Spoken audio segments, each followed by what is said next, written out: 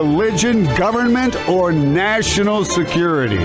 Brannon brings the issues of the day into clear focus through the lens of a Judeo-Christian worldview.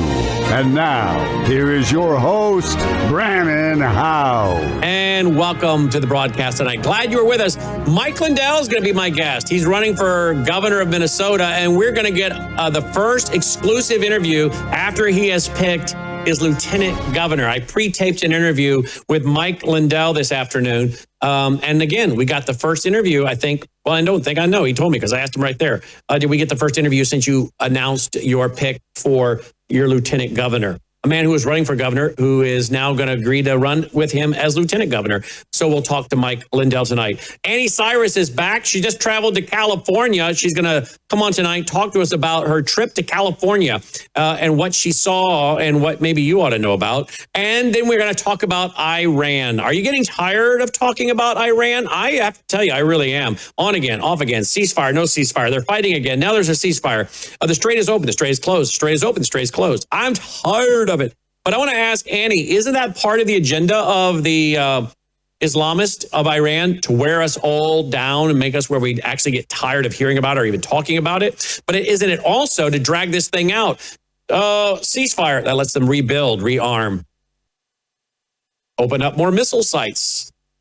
That's come out today with satellite photos.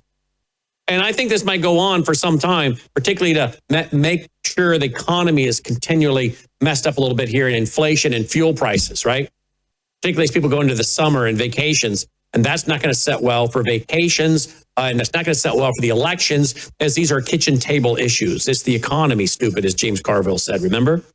So let's talk to Anni Cyrus tonight. And then I would like to go to a little presentation for you guys on the power of education and how the secular humanist, the cosmic humanist, the New Agers, whatever you want to call them, have hijacked America's educational system in order to make really truth something that is considered unacceptable, intolerant, hate speech. The power of education. I want to talk about that tonight, present to you some information with PowerPoint and slides, historic quotes, to give you an understanding of just how the secular humanists, the cosmic humanists, the globalists have penetrated the educational system with a well-planned agenda for many, many, many, many decades. That it's a worldview war. That ideas matter. Ideas have consequences.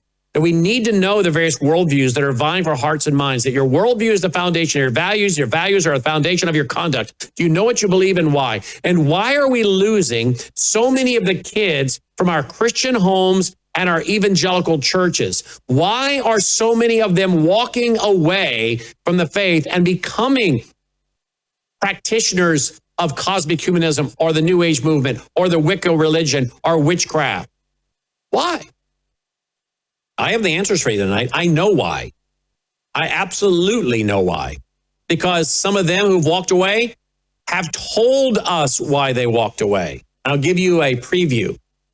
Because most parents and most churches today are not teaching the kids, the young people, the practicality, the application, and the truth of the biblical Christian worldview. They're not teaching them what the Bible says about the issue of the law. What should the laws of a nation look like? What about borders? What about open borders? What about globalism? What about abortion? What about active euthanasia? What about marriage? What is marriage? How does God define marriage? What about socialism? What about redistribution of wealth?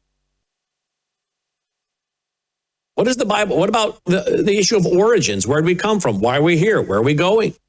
Those are important questions. We're not answering those questions in most of our churches today. And some of those people that have walked away have told us and my friend Carl Tykrib, when he went to recently a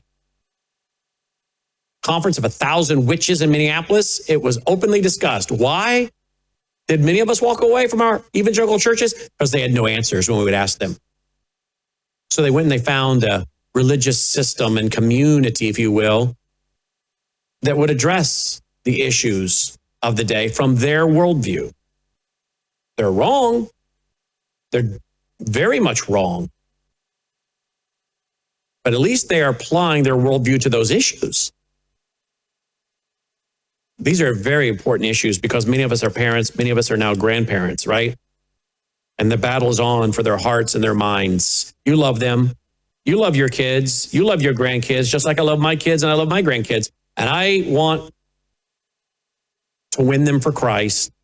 And then I want them to be great arrows, if you will, as the Bible describes our children and grandchildren, arrows that we can send out into the world, into the battle. We're going to talk about a lot of those things tonight, all right? If you appreciate what we're doing here, we need your support. Worldviewfoundation.com, worldviewfoundation.com. We're going to go first to Anni, Cyrus.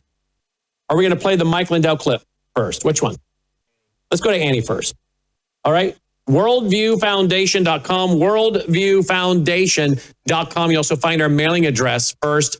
All right, you find our mailing address there, if you prefer to support us through the mail. All right. Remember to go to worldviewtube.com/sponsors. Worldviewtube.com/ I'll do it. You guys are busy in there. Worldviewtube.com/sponsors. Well, there we go. Worldviewtube.com/sponsors. All right. The Bell of Grace, it is on fire. So many people ordering the Bell of Grace. A lot of new people ordering Bell of Grace, Melissa says. A lot of new people. Names we don't recognize. So thank you. And again, so many of you retain your subscription because it works. You wouldn't spend your money on it, neither would I, if it didn't work, but it does work. And there are over 100 clinical trials behind this powerful elixir that I take every day with collagen, cat's claw, that's an anti-inflammatory, and astaxanthin that takes on the free radicals, crosses the brain-blood barrier. All of it's there. MelissaHouseBG.com, MelissaHouseBG.com, or WorldviewTube.com/sponsors. This one here is doing gangbusters, Melissa said. Melissa takes this protein. It gives her muscle, helps to strengthen her and give her muscle mass so she doesn't, we get older, we all have to worry about becoming scrawny, it's kind of shriveling up. No, you need that protein to keep building that muscle to keep your arms and legs strong. She also says it helps curb her appetite and has made her stomach a lot flatter. Everything your muscles need, okay? It's there at worldviewtube.com/sponsors or melissaprotein.com, melissaprotein.com. You don't want to be drinking water that's recycled from the wastewater, do you? Some of you are. Worldviewwater.net. I have one of these filters. Worldviewwater.net. Again, Melissa recently had another sinus infection. We have the medications on hand. You can get them at worldviewhealthcare.com. Okay. There you go. What else we got here? Oh, Worldview Talk for your solar generator, your satellite phone, your bulletproof backpack, the blankets, and the shirts that knock down EMF, the wristbands where you can put those wristbands on and then wear your Apple Watch without worrying about EMF. Swish for Life, that's the glutathione. One of my friends today asked and said, do you take glutathione? Because if you don't, I'm going to send you some glutathione. I said, buddy, I swish with glutathione every day, but thank you because you're right. Glutathione is important. He's like, well, I just didn't know if you knew about glutathione. I'm like, yeah. I promote it all the time. It's a good friend of mine. Apparently he's not watching the show because he'd know that, wouldn't he? I should have asked him that, right? Swishforlife.com, well, he's a busy guy. So my guess is he's not hearing me promote it, but he watches the show. I know he does because he talks to me about it every now and then. He just isn't paying attention sometimes. Kind of like me when I talk, I'm doing something. I'm writing my Daniel lesson for Sunday night. Melissa says something like, yeah. And then she says, what did I just say? I'm like, I don't know. You guys do that? Like she'll say something. And she'll say, you want to do that? I'm like, yeah. Yeah, sure. Okay. And I keep working. She said, what did I just say? What did you just agree to? I look up. I'm like, I don't know. I just said, yeah. I could tell from your tone of voice you wanted a yeah. She hates that. Maybe that's what my friend does. He just doesn't listen to certain things. But he should be listening to everything. Swish for life. That's your glutathione, folks. Some studies show it may remove mercury from your brain, helping prevent Alzheimer's, dementia, and Parkinson's. Now, I have this every night with my dinner. This is the Gatatana. This is a phytoplankton. Now, I watched a video today of a lady that was doing phytoplankton, and she knocked out her cancer. She had like a terminal diagnosis. She knocked it out. Now, she wasn't taking Gatatana, but she was doing some kind of phytoplankton, some kind of green drink like this. And again, I'll tell you something, folks. This is a powerful. Dolly gets half a scoop on her food every day. I take a full scoop. Remember now, this was brought to us by a guy that was given a terminal diagnosis himself. I have the headline here from somewhere. And here it is. And he started eating this phytoplankton for his crayfish. And he went on to live another 10 years, and his 11 biopsies came back benign. So, folks, you do what you want. I'm not making medical claims. I'm just telling you the story of how Global Plankton Alliance came about. And this man figures that the plankton stopped his rare cancer. And I'm just hearing too many stories about too many people that were given a terminal diagnosis that are now 10, 15 years later, still alive and kicking, that were doing this kind of thing and are still doing this kind of thing. And you bet I take this phytoplankton every day. And I hope you will do the same thing right there at worldviewtube.com/sponsors, worldviewtube.com/sponsors. I take the Gatatana every day. I swish with the Numi, and I take the Bella Grace. I do these three things. These are daily things. And you can do them if you want. You don't have to.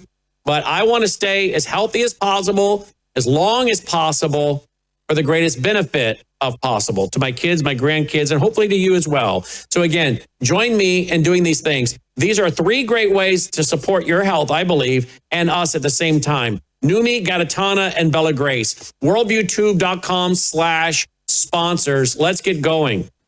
Joining me now is Anni Cyrus. Let's talk about what's going on with Iran. Today on my radio show, I had an opening monologue. I talked about several things, but one of them is that I think if there's anything we know about Islamists, they love to play rope-a-dope. They love to drag things out, have some peace talks and a ceasefire, talk for a while, and then they can rearm, retrain, get new boots on the ground, and go again. And isn't this the pattern we've seen? Is this not what we have seen even in the Gaza Strip? In fact, if you go over to worldviewreport.com today, worldviewreport.com, look at the headline from Al Jazeera. IDF destroys 3 Hamas weapon storage facilities in the Gaza Strip. And that's from May 31st, 2026, just 24 hours old. And isn't that what's going on with Iran? Wouldn't they love to drag this thing out into the summer so there is no resolution, so the gas prices stay high, inflation stays high, so it's much more expensive for people to take their summer family vacation. And of course, those who don't even have the opportunity to take a family vacation, because that has long since gone off their budget. They just can now have a staycation. And then those folks, of course, are dealing with higher utility costs, insurance, grocery bills. Don't you think Iran would love to see this inflation and instability and division in America continue right up through the summer as we go into midterms in order to keep America divided, and then to bring in maybe the Democrat Party, who's more friendly to their idea and their ideology? That was the opinion I threw out today. What does Anni Cyrus think about all this? She joins us. She was born and raised in Iran, for those who don't remember. And she broadcasts here each and every day, 3 p.m. Central, 4 p.m. Eastern Standard, Monday through Friday. And she just returned from a trip where she was a keynote speaker at an event for Front Page Mag in the David Horowitz Center, fresh back from California. Hello, Anni. Hello, Brannon. How are you? It is so good to be back. I'm glad Don't go to back. California, people. Don't go to California. What happened? Tell us about it. Oh, I literally took my whole show today to tell people about it's shocking. Remember, I spent 13 years of my life. I literally grew up in LA. Believe it or not, I'm an LA girl. But when I stepped back. How old were you when you moved to LA? 19. Wow. I'm an LA girl, I know. Wow. I lived in LA for 13 years, and Valley girl nonetheless. I was in Valley area, and I left 9 years ago. To this day, I left Los Angeles on June 1st, 2017. Had you been back since then? No, this was the first time back to LA in 9 years. What did you notice differently? It's a filth. Really?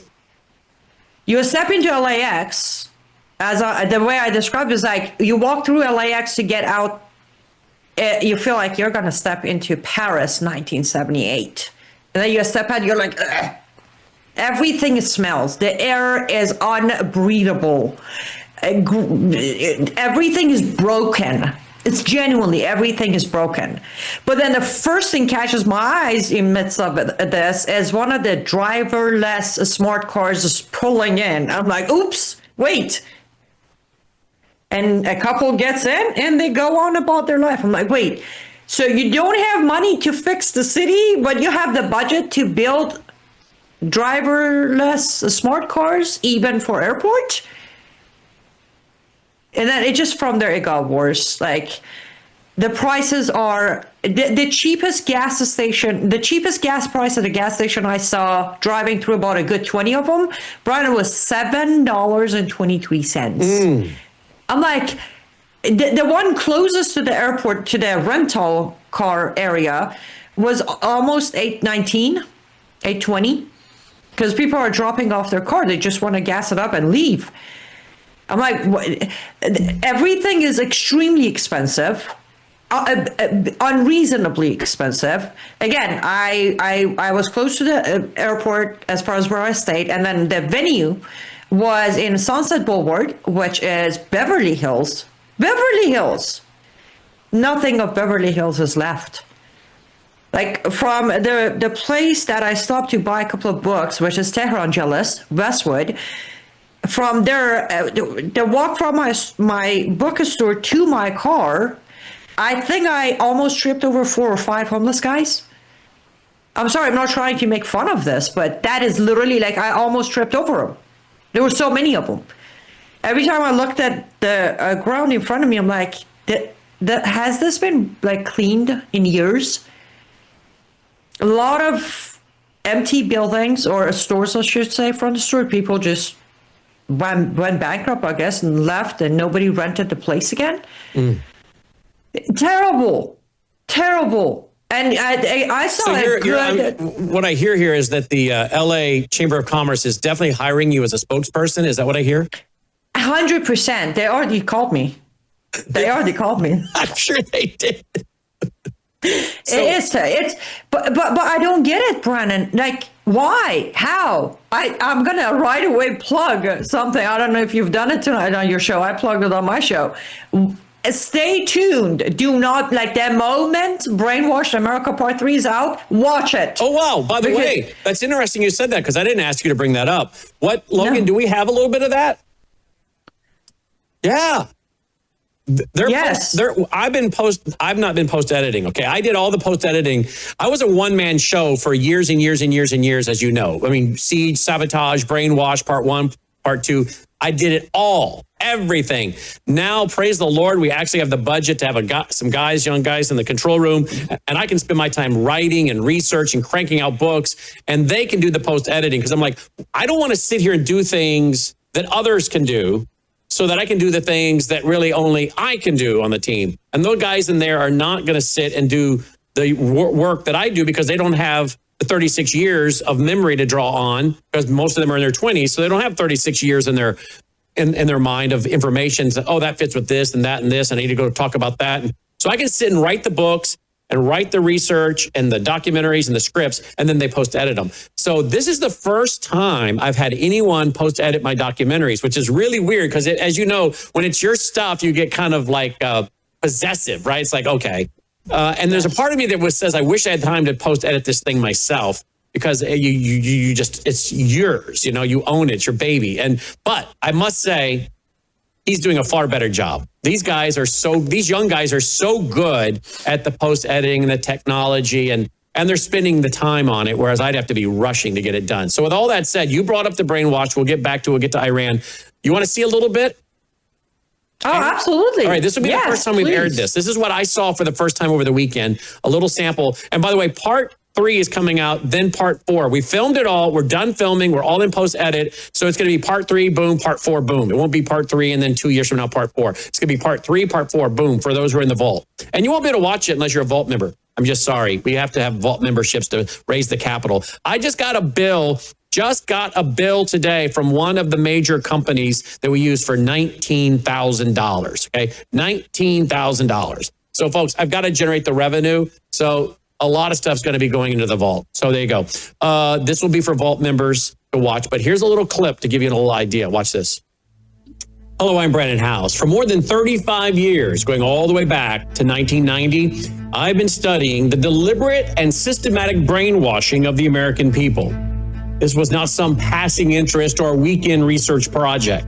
It has been a lifelong mission, and it's been driven by a deep dive into the original sources that first exposed the communist psychological warfare.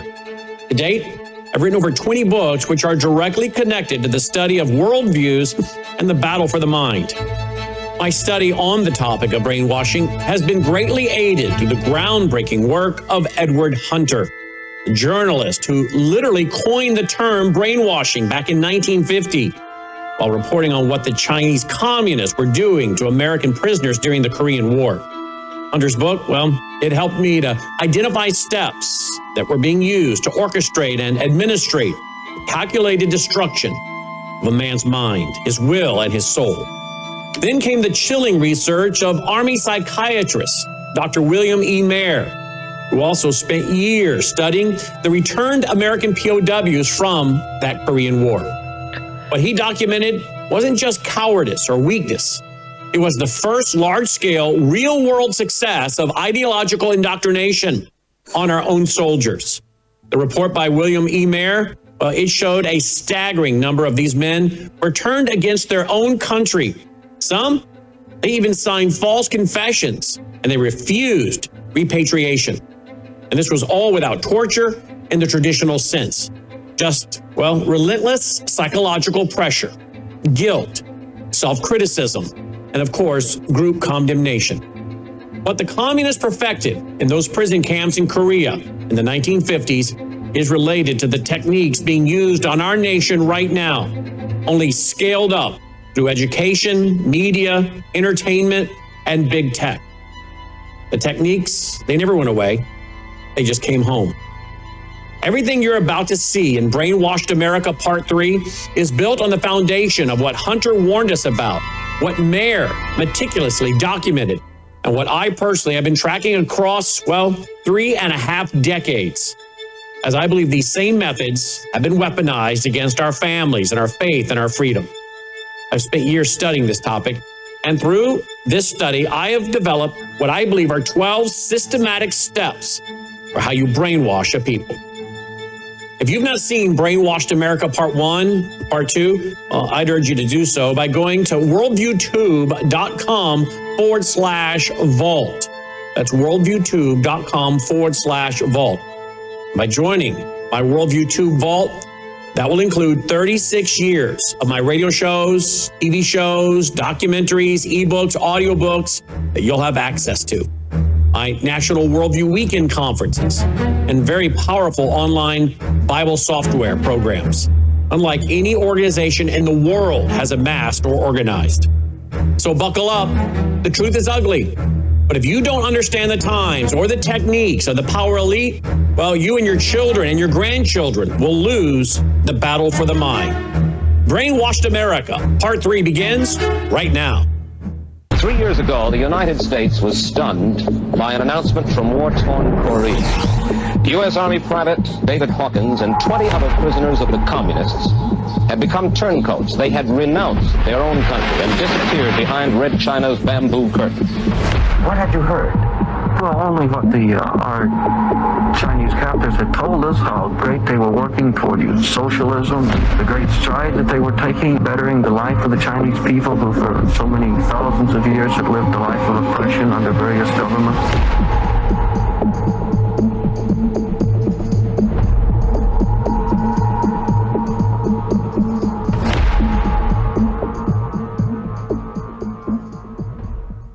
that's just a little bit. So what do you think, Annie? Before I say anything, I have a question for Logan. I want to know, how does it feel for him to look at his exact future every day? Like the moment it started, the videos of you, I'm like, wait, that's Logan. No, wait, that is Brandon younger. Yeah, it is. So Logan, this is what you have to look forward to. Don't you feel good about that? Yeah.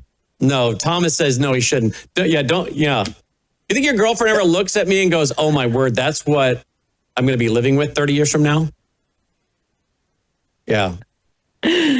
That's assuming that's assuming you and your girlfriend get married and that you'll be living together as married husband and wife for 30 years, but we'll see. I can hear Logan leaving the room. He's like, I'm done. This discussion is over. Yeah, exactly. I think that might be heading that direction. I think it might be. But Logan's saying that my older son is almost a spitting image of what I looked like at that age. I actually have to do a double take. When I see certain pictures of me at that age, I have to do a double take. Is that me or is that my oldest son? Meaning, I literally think someone just sent over a picture, or I just stumbled on a picture of my son right now. But no, I'm like, no, that's actually me. I did that today. I saw a picture today in a closet stored, and it was a big old picture from a display that was at a Christian broadcasting booth for the network I'm with, and they'd had this big picture of me up as one of the hosts, and I put it in a closet. They gave it to me, and I put it in a closet. And I stumbled on it today, and I did a double take, like, that's my oldest son. But no, it wasn't. It's a picture of me. So yes, you cannot deny these kids. But anyway, there you go. Now, you brought this up. You're the one that brought up my brainwashing movie, and so I played that clip. I was going to play it tonight anyway, but you brought it up, so let's play it now. What does my brainwashing movie have to do with your trip to L.A. before we get to Iran? So I brought up your Brainwashed America Part 3. Well, I encourage my audience, and I encourage yours, watch Part 1 and 2 before 3 comes out. And if you're worried about the membership cost, cancel your AI membership. It's giving you a bunch of woke algorithm. Take that money, become a Vault member, because then you get the truth with facts and receipts. But the reason I brought it up to my audience and now is, in Los Angeles, as I'm in LAX, in Los Angeles, the town itself, as I'm like, the only way the residents of this city are willing to go on about their life pretending like nothing is destroyed around them is only true brainwash. Mm-hmm.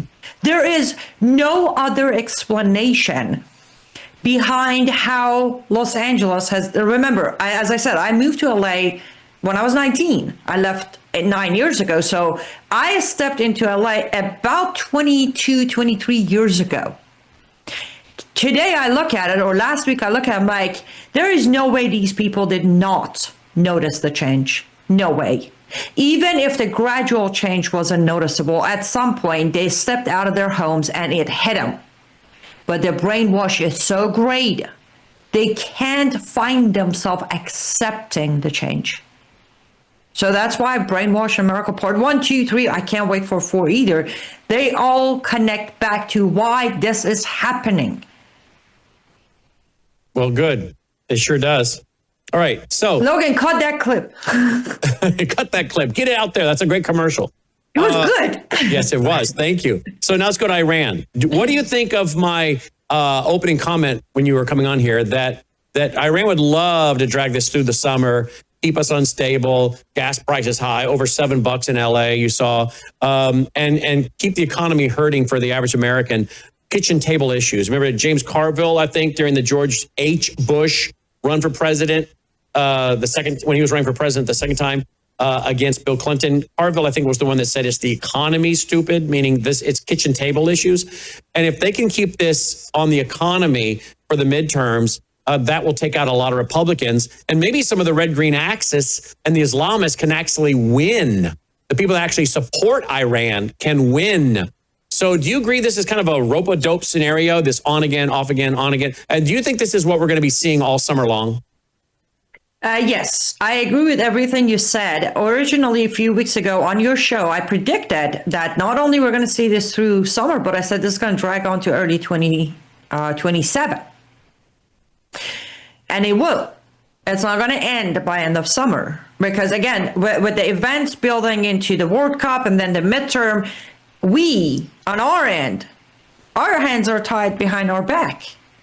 And right now, the administration is not looking at it like, listen, we already lost the midterm. We might as well finish them to gain some hope for midterm. They're looking at it as we need to try to salvage what's in front of us. I think if they would finish Iran, we would reverse the chances of possibly stopping the green wave of midterm. But yes, Iran loves this. They would love to anything that would result in division, destruction, and agony of America and Americans is their priority. But the problem is we're giving them that opportunity. They didn't create this opportunity. We provided them with the opportunity. In other words, when the 12-day war last June, a year ago, you and I were saying America should stay out of it, let Israel take care of this. And so you're saying, when you say we provided them with this opportunity because America got involved. Yes. The same pattern with Hamas, same pattern with Hezbollah, same pattern with Houthis. Now, the latest one is IRGC. But you put up a note or article from Worldview Report of, Israel hitting, there you go, Hamas weapon storage in Gaza. What happened? What happened to the latest ceasefire and board of peace, and Hamas is going to be disarmed? Same thing. I mean, you're just talking about a little sliver of land, a little sliver. And if you cannot get control of this little sliver of land, you're telling me you're going to all of a sudden deal with big bad Iran? Exactly. It's interesting. I'm working on a Substack for Wednesday, June 3rd, on a I didn't know, but I came across a very significant historical day in our calendar, being June 3rd, in 3 different years from 1861, 1863, and 1864, all on June 3rd, are related to Civil War, big impacts, big days. And I was studying that, so I started writing a Substack about what you just said. When we claim victories in midst of absolute loss, it becomes a pattern for our government, and it has. Today, from October until today, Brennan, we have celebrated the win over Hamas, the board of peace, the ceasefire of Gaza, end of genocide. We destroyed IRGC's naval. We destroyed the regime. We reformed. All of these are myth. None of them has actually happened. But because we keep accepting, back to your brainwashed America, because Americans are so desperate in need of a win, we accept a false win. We don't see the destruction, we don't see the disaster until it drags on to where we lose midterm, not to Democrats, to socialist Islamists. One by one are going to get into office 2027. They're going to try to impeach Trump. They're going to try to discredit the rest of the line standing there. And then we turn around like, oh, Democrats are so evil. Okay, I don't disagree with that. But what are we? Blind, deaf, desperate? I think I'll stop here. There you go. Well, so you think this is going to continue through the whole summer and into 2027? Now, yes. Excuse me. I said on my radio show today that I'm kind of getting to the point, and I do this. This is what I do, right? This is what you do. And our audience is very educated and informed. But I'm even getting to the point where I'm getting tired of hearing about it. On again, off again, on again, off again, on again, off again. I'm like, I'm getting sick of hearing about this. The ball's not being moved forward. Nothing's changing. And I'm tired of talking about something that in another 24 hours won't be reality.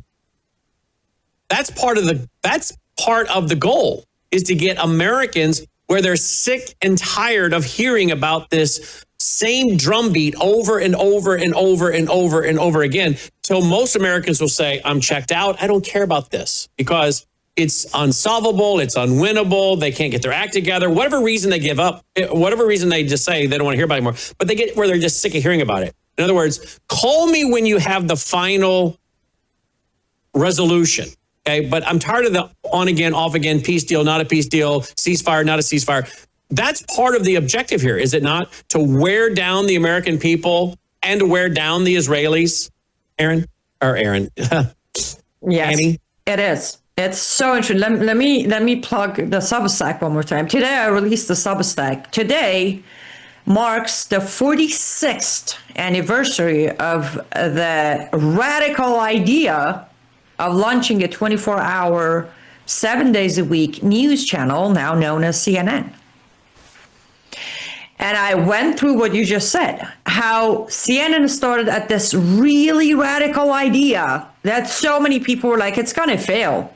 And it was a revolution. It was a crazy idea. And it really started good. It had a promise where citizens are going to have the information, not the analysis, not the conclusions, the information. 46 years later, me and you are sitting here, we're tired of hearing the same thing, that tomorrow it's not going to be reality. And that is the system. Now, in my Substack, I concluded that CNN was the blueprint. CNN was the blueprint, not by CNN. No, it was a blueprint by globalists. How do we divide and control in order to conquer this American society? This is how we do it. We go from info to news to where we give you the conclusion and we tell you how to think about the information we gave you. And then we split it between the two sides of the aisle.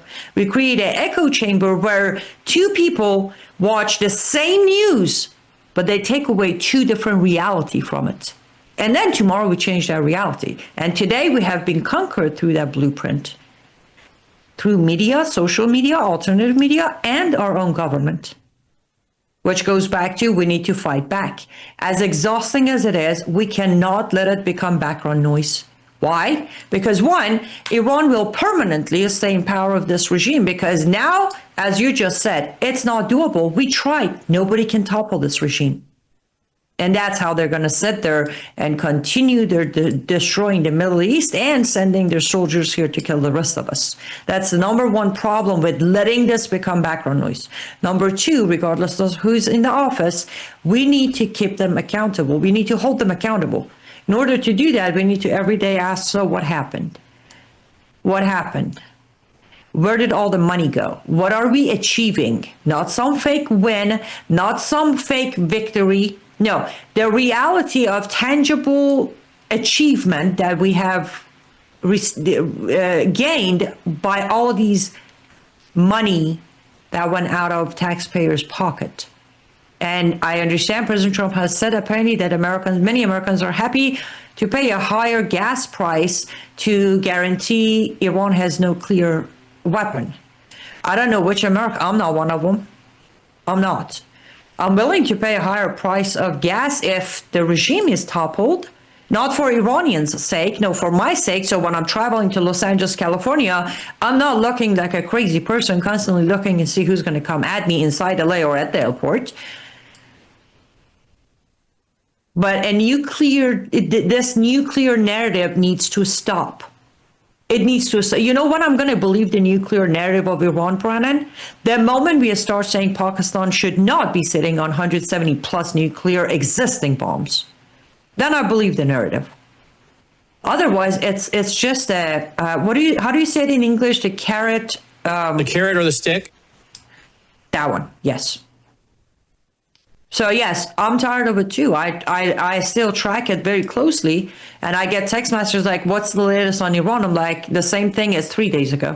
Mm-hmm. Not yesterday, not day before, 3 days ago. Tomorrow it's going to be 2 days ago, and the day after it's going to be yesterday. Well, here's what we have from President Trump today. I had a conversation with Bibi Netanyahu today asking him not to go into a major raid of Beirut, Lebanon. He turned his troops around. Thank you, Bibi. I also had a conversation with representatives of the leaders of Hezbollah, and they agreed to stop shooting at Israel and its soldiers. Likewise, Israel agreed to stop shooting at them. Let's see how long that lasts. Hopefully it will be for eternity, President Donald J. Trump. Of course, it won't be. No, I mean, it won't be. And of course, Benjamin Netanyahu, he put out today Tonight, I spoke with President Trump and told him that if Hezbollah does not cease attacking our cities and citizens, Israel will attack terror targets in Beirut. This stance of ours remains unchanged. In parallel, the IDF will continue to operate as planned in southern Lebanon. Now, I don't know about you, but I see a little bit of a difference between those two men. I need a minute before. I want to know. I genuinely want to know who is President Trump's dealer, because I want to be on whatever he's on. Eternal? He wants this to be, he's hoping this is going to be eternal. Maybe he's taking a lot of magnesium, because I know that. Is that what causes it? Well, I don't know, but my wife has got me recently on magnesium. And if you take a couple tablets of magnesium, what kind of magnesium is it? Magnesium glyphosate, or I don't know what it's called. Glyphosate, isn't that Roundup? Not glyphosate. Magnesium what? Well, put it into your little magic machine in there. It'll come up, I'm sure. So it's the actual real hopium exists then. You can take it and... It's a real pill. Yeah, and it's magnesium what, Logan? Glycinate, magnesium glycinate. Okay, you take about 2 of those or 3 of those every night, about an hour before you go to bed. You're like chilled. And then it's in your system the next day and you're still kind of pretty well chilled. Maybe he's taking a lot of that. I don't know. Probably 10 to 20 of them, because the level of hope in that post is just, no.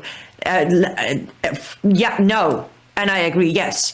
One of the issues we're facing, Brandon, is where as lately, not lately as of recently, for last about 17 years in America, we're not being given the full truth. Yeah, right.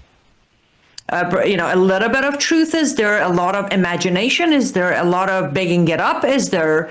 But a lot of people don't like it when I say this, but I do prefer to take BB's post as legit, because at least he has followed through with everything he has said so far. Mm-hmm. He has followed through. So I think what he's saying, first of all, he's right. Why would IDF stop before Hezbollah does? Look what happened with Hamas. We forced IDF to pull the troops, right? We forced them to back down. We forced them to stop. We forced them to do all of that. In return, we promised them that we're going to disarm Hamas. We haven't done that. So yeah, I agree. They should continue doing what they're doing with Hezbollah and not stop until further notice. I'm with them on that. Okay. All right. Anything else you have to say about Iran? Yes. Well, about Iran, no.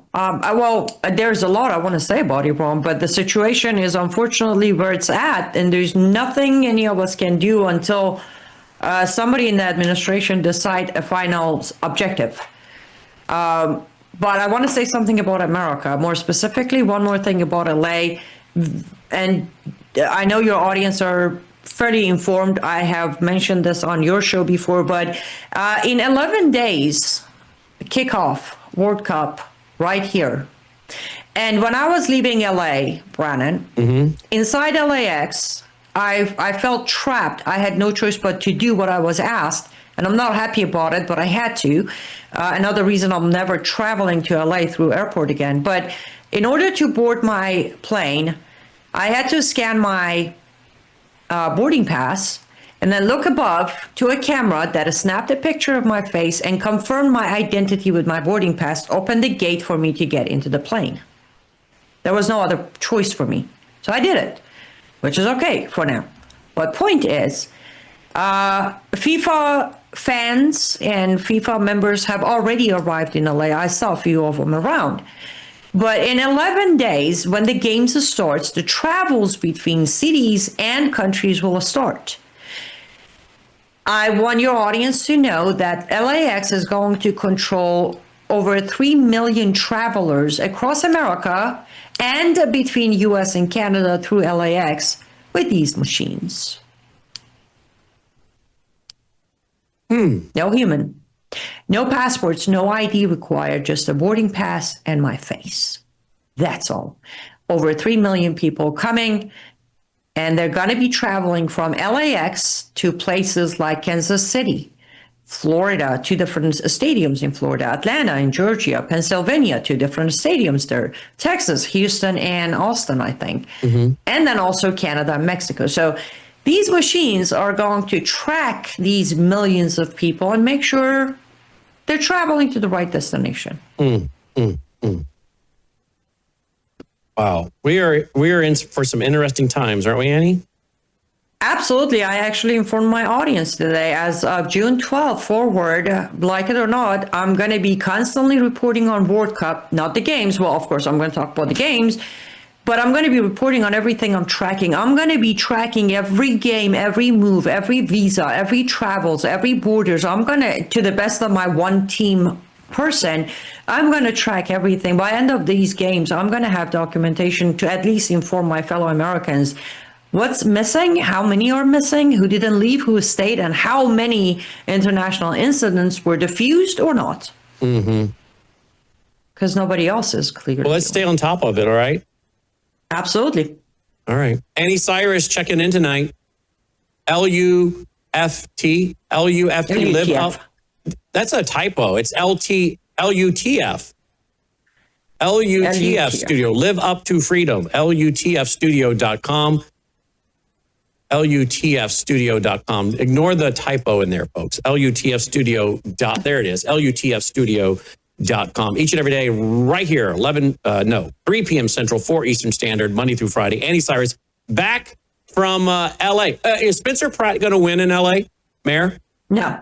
He's not. No. Why? From what I heard there, no. They're again, I said it on my show too. You might think everybody is in LA is a Democrat. Actually, there's a very big number of independent and Republicans around, well, majority of LA now. I actually sent a note to one of the candidates for governor, a Republican candidate, saying, if you tap into the Iranian population of LA, you might win the race and become the next governor, because they are fired up right now. And they are tired of what they're witnessing.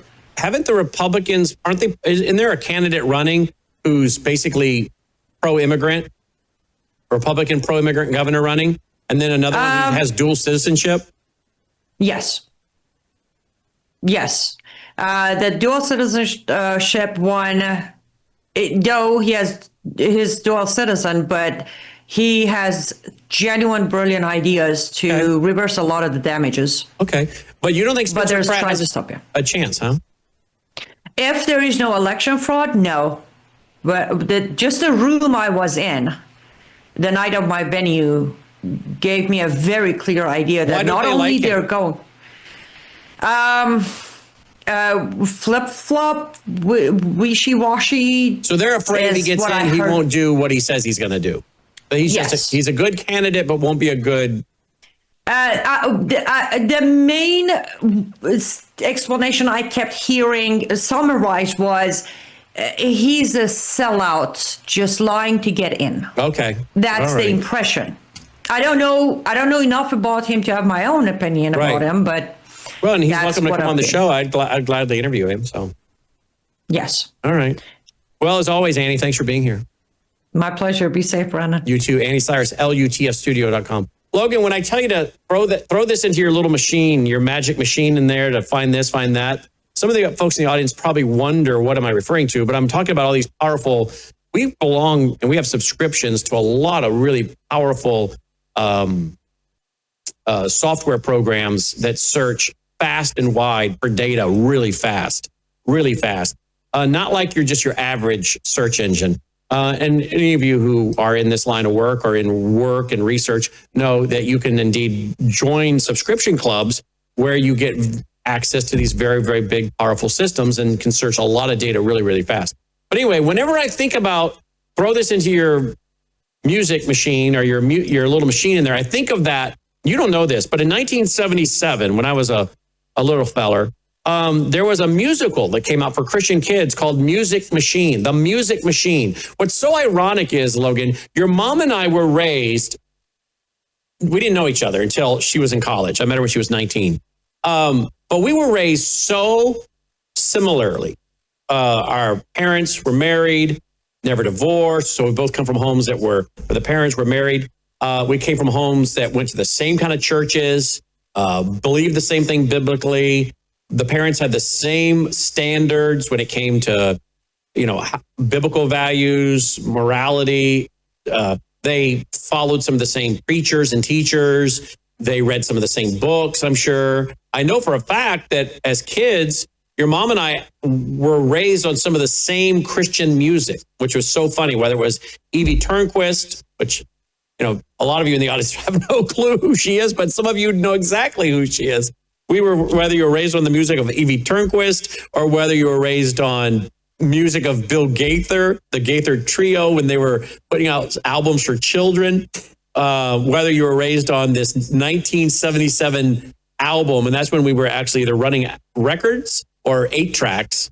But I had a 8-track of a musical called The Music Machine. And it was very common in churches back in the 70s to have kids do full musicals. So there was one that I was in called Cool in the Furnace. And I want email me if any of this is registering with any of you. If I'm taking you down memory lane tonight, email me. Brandon, put my email up there if you would, please. Brandon@worldviewtube.com. I like to read some of your emails. Am I taking you down memory lane right now? But did any of you grow up in those conservative Christian churches where they had musicals for kids? And one of them was Cool in the Furnace on Shadrach, Meshach, and Abednego and King Nebuchadnezzar. Cool in the Furnace.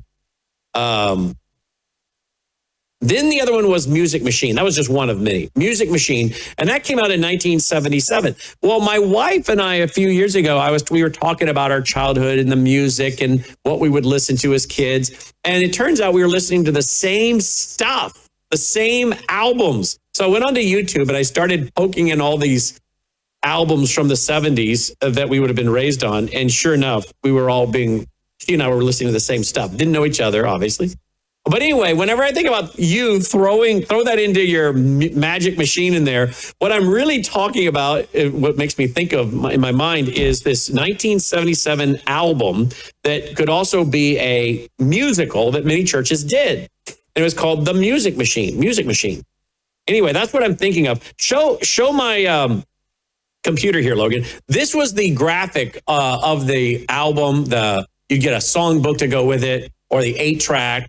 Or the full album if you put a record player on. But anyway, I would listen to this by the hour. Absolutely by the hour. You want to hear a little bit of it, Logan? Yeah, that's what I think of when I think of you and your little machine in there.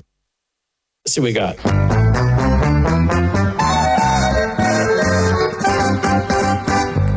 Music machine, music machine, like no other gadget that you ever see. Whatever you want to sing about, put something in it and the song comes out. Music machine,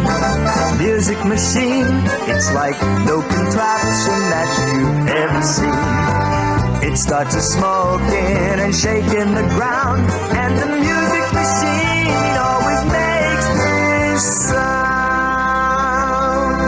Yeah, that was just one of many. And then there's one of the songs. I think it was that one. It was a little snail. Have patience. I could actually sing that song to you from the Music Machine from 1977. Have patience. Have patience. Don't be in such a hurry. Let's see. When we get impatient, we only start to worry. And it goes, I could sing it. I can't tell it about you, but I could sing it to you and I could get every word right. Crazy that you remember something and memorize it as a kid, but you put it to music and you'll remember it, right? I can't tell you it, but if I were to start singing it, I could sing every line. But anyway, that's what I'm thinking of when I think of you and your little machine in there, Logan. I'm thinking of the Music Machine. I don't know, maybe no one else found this interesting but me. But I would bet there are some folks in this audience tonight that know exactly what I'm talking about. You were raised in the 70s and you grew up in one of those families and churches on the Music Machine, Cool in the Furnace, Evie Turnquist, or maybe Amy Grant. Amy Grant in her very first album. You know, when Amy Grant started out, I think she was like 17, Logan. And her first album was, I think, called My Father's Eyes. Let me look it up. My brother got it for Christmas one year. And let's see what year did that come out. 1979. 1979 is the year it came out. So here's what it looked like. There you go.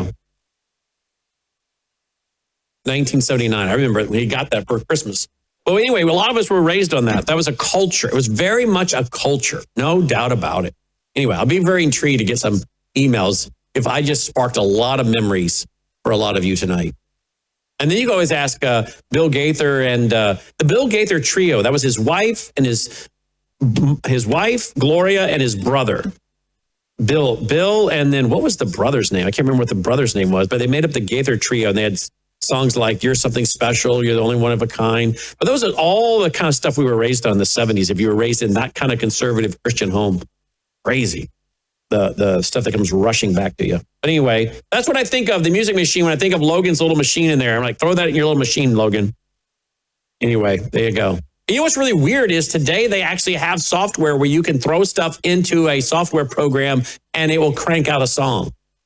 So there's actually is a music machine today. That was an album about something in 77 that was not even a reality. Today they actually have software where you throw in stuff that you want and tell it how to compose it and the key and the words, and it'll help crank out a song. Amazing. Man. The things we thought of as a kid are coming reality, including flying cars. I don't know why I'm going down this road. Logan, what is that kind of car, a flying car that you can land on water? Huh? I don't know. I keep seeing it, and they're only like $300. They're only like $300,000. Here it is. Only? Huh? Only? Is that what this is? Oh, I was saying only 1,000. Well, only 300. That's pretty cheap for a plane, isn't it? Yeah, I guess so. I mean, look it up online. How much they cost? I think I just found it. Because again, this kind of fits with growing up with the Jetsons and thinking that one day you'll have cars that fly, and this is getting pretty close to it. Look up how expensive these are, would you please? And then we'll get on to some real business. Here we go. But I always like these little rabbit trails. Look at this. Look at that thing. Any audio with it? Probably be copyrighted. No, don't give me an audio then. The Icon A5. See what that costs, please, Logan. 400,000. Oh, I thought it was 300. 409 to 434. Used models 239 to 550. Is that the only brand out there that's doing that, or is there another one? So is it land, water, and air? Yes. Look at that thing. See, you got wheels now. But I think you can drive in the town with them, can't you? Fold up the wings.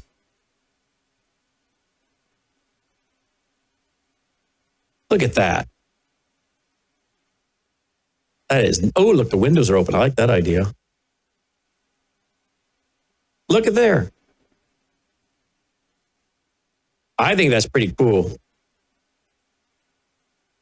I don't know how safe all that stuff is, but you know what? They're putting parachutes on the back of a lot of this stuff now, so that I don't think that's when you pull the wings in and drive around town. Yeah. But who cares? That's still cool. Would you fly one of those? I don't know. I know, right? That's the type of thing you would hear about crashing. Exactly. I'm always worried about small planes. I guess if they put a parachute on the back of it, but the problem is most of the time when they take off, a lot of these crashes are when the plane's taking off. So how good is a parachute going to do you? Did you see the new video that came out of the UPS flight that crashed a few months ago? No, let's see that. But I think those little planes are that is just, to me, so cool. Do you remember the UPS flight that crashed? You want to show it to me? It happened months ago. Yeah, I remember it. A new video. Was it in Kentucky or somewhere? Indiana? Trying to see where it was. Louisville, yeah. Here's the new video that came out on the runway. Okay. The engine just comes off. Right there. Oh my. engine just popped right off. How on earth does that happen? And the whole thing exploded, right? Once they crashed. I mean, no one survived. It just was a fireball. Yeah. They went up and came right back down. You know they had long enough to know something's wrong. I mean, you don't. Oh, they knew right away when they took off, probably. Yep. Mm-hmm. Have they released the cockpit recording on that yet? I don't know. Mm-mm-mm. All right. Well, let's take a break, come back, and we're going to be joined by a pre-record I did with Mike Lindell. We'll be right back. Welcome to the Worldview Tube Vault, built on 35 years of research, broadcasts, and films by Brannon House and his team. Sabotage, all 6 hours, exposing how Marxists, Islamists, and their useful idiots are working to destroy America from within. Siege, 5 gripping parts on the clear and present dangers pushing America to the brink.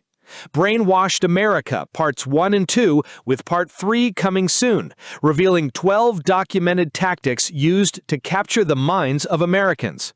Plus, Reagan Under Fire, the 1981 assassination attempt, the history of Arlington House and General Robert E. Lee, and many more being added all the time. And getting there is simple. Once you're logged in, just click Vault, go to Vault Library, and select Docu-Movies. That's it.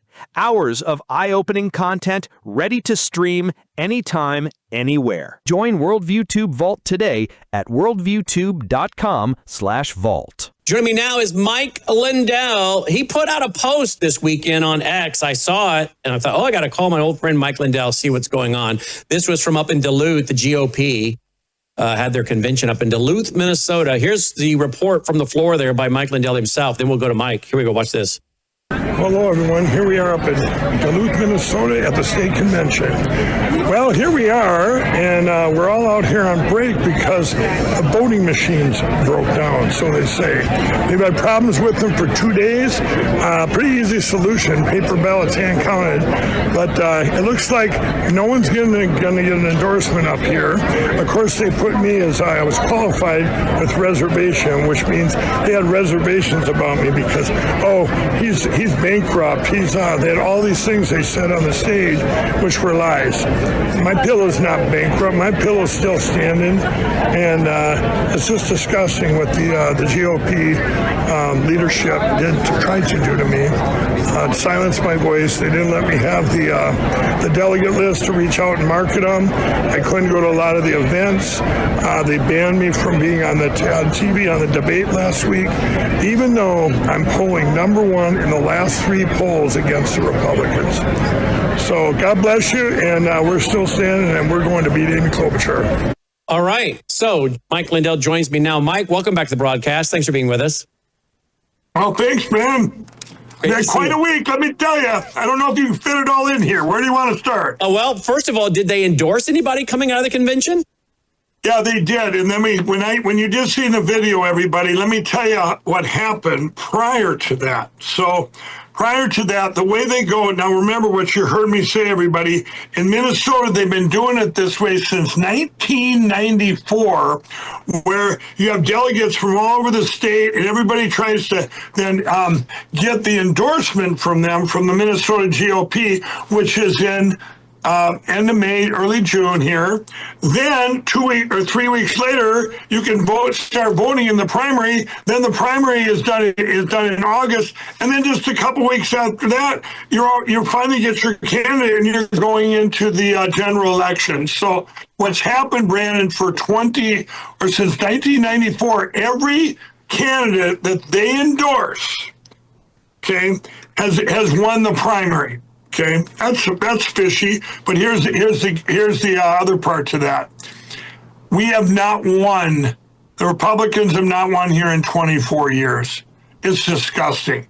This system has to go. What they're telling us is that 2,000 people get to vote for 4.5 or 5 million people. You follow me? Mm-hmm. This is they're picking our pick, and I was polling #1. I have been any poll that's come out.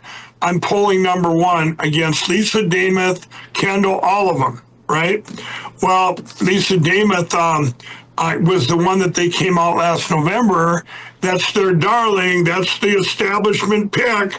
And she's our Speaker of the House. She's done nothing to help anything. All the fraud was done under her watch, too.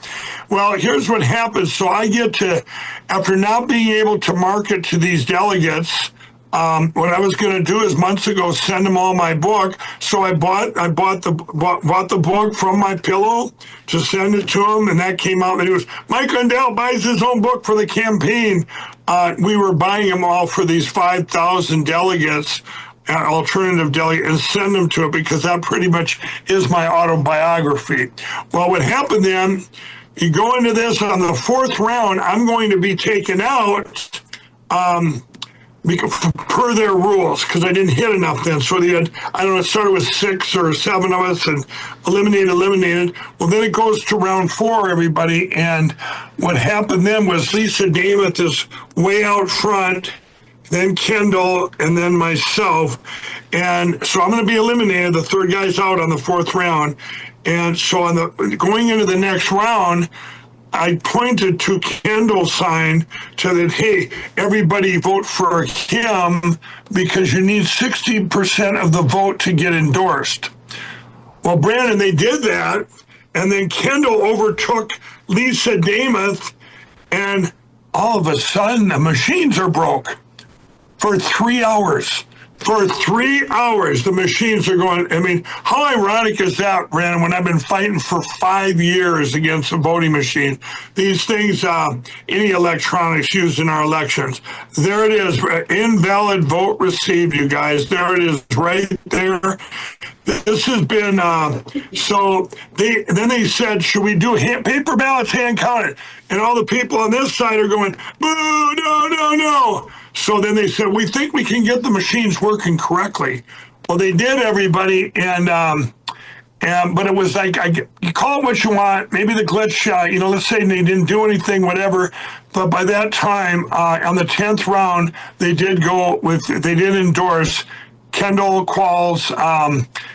He hit the 60%. So Lisa is out, the one that they picked. They never expected this. They're going, oh, now what do we do? Now, Brandon, tomorrow morning, you guys, is the cutoff in Minnesota to declare you're running.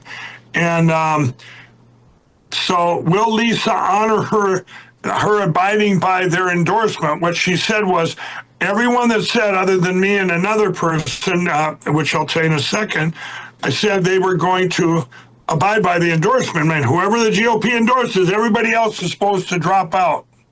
So I hope I'm explaining this right, but now Lisa will probably use the excuse, well, the machines weren't working. So now here's the establishment, Brandon, that'll probably say, we had problems with the voting machines. Let's do a recounter. Let's just keep going. We're not going to abide by it. So it's very ironic. I couldn't ask for a better scenario that happened. And so today, everybody, what did I do? I announced just minutes ago, I'm back here. I'm running with Phil Parrish. He's also running for governor of Minnesota, but we teamed up. He's going to be my lieutenant governor. So we are by the way, he wasn't going with it.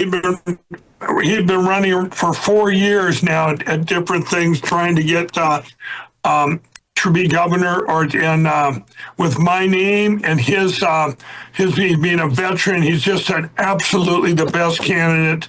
We both are, and to combine forces now, we're the favorite by the real Minnesotans here, not the delegates, just by all Minnesota.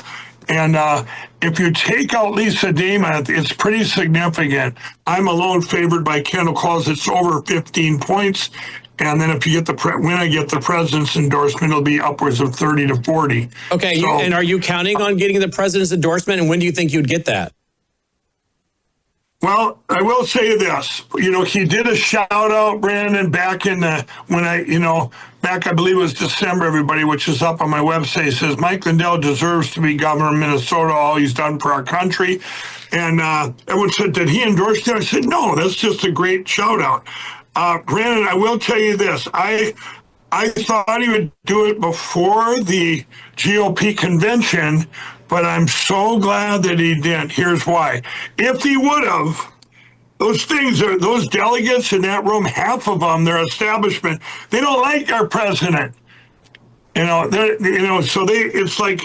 I think we'd have ended up, it would have the media would have said, Donald Trump endorsed Mike Lindell and he didn't even win the GOP endorsement. So I'm hoping that it's, in the next month or so here, it's kind of critical right now because in Minnesota at the end of June, now you can vote early in the primary. I mean, Minnesota is set up to fail for the Republican Party, and we were doing early voting, Brandon, in 2014. We set the precedence for the United States for early voting 45 days early before any other state was even thinking about it. Of course, then they all jumped on board during the China virus era. So I'm hoping for it. Let me play. So you're hoping for it hopefully next month. All right, let me play a clip from you. The GOP delegates there. You were allowed to speak, though, right? Because I've got a video here. Yeah, I was allowed to speak. Some were not allowed to speak. One gal from down south, this nice lady, she's a teacher, and she drove all the way up there with their team, and they would not let her speak. It was disgusting. Here's Michael. Explain this, please. Well, I said, absolutely. That's why I've been banned from everything. That's why my voice has been stopped.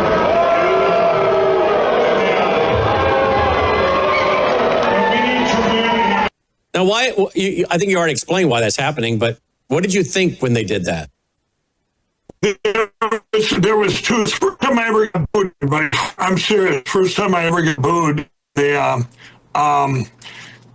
was two things I said. One is I went against Lisa Demuth. I talked about Lisa Demuth and said what she had done, put this bill through to go after the fraud, the people that committed the fraud, and the problem is it doesn't go through till next year they can start. And I said that, and then I also said we got to all unite and start Monday morning and going after Amy Klobuchar.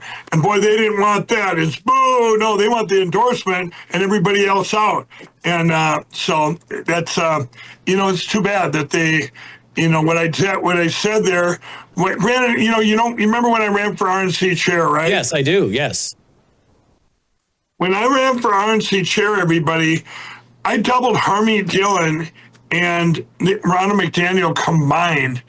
And I said this from that stage up north, and I said the next day, a Rasmussen poll came out on the poll that I doubled them.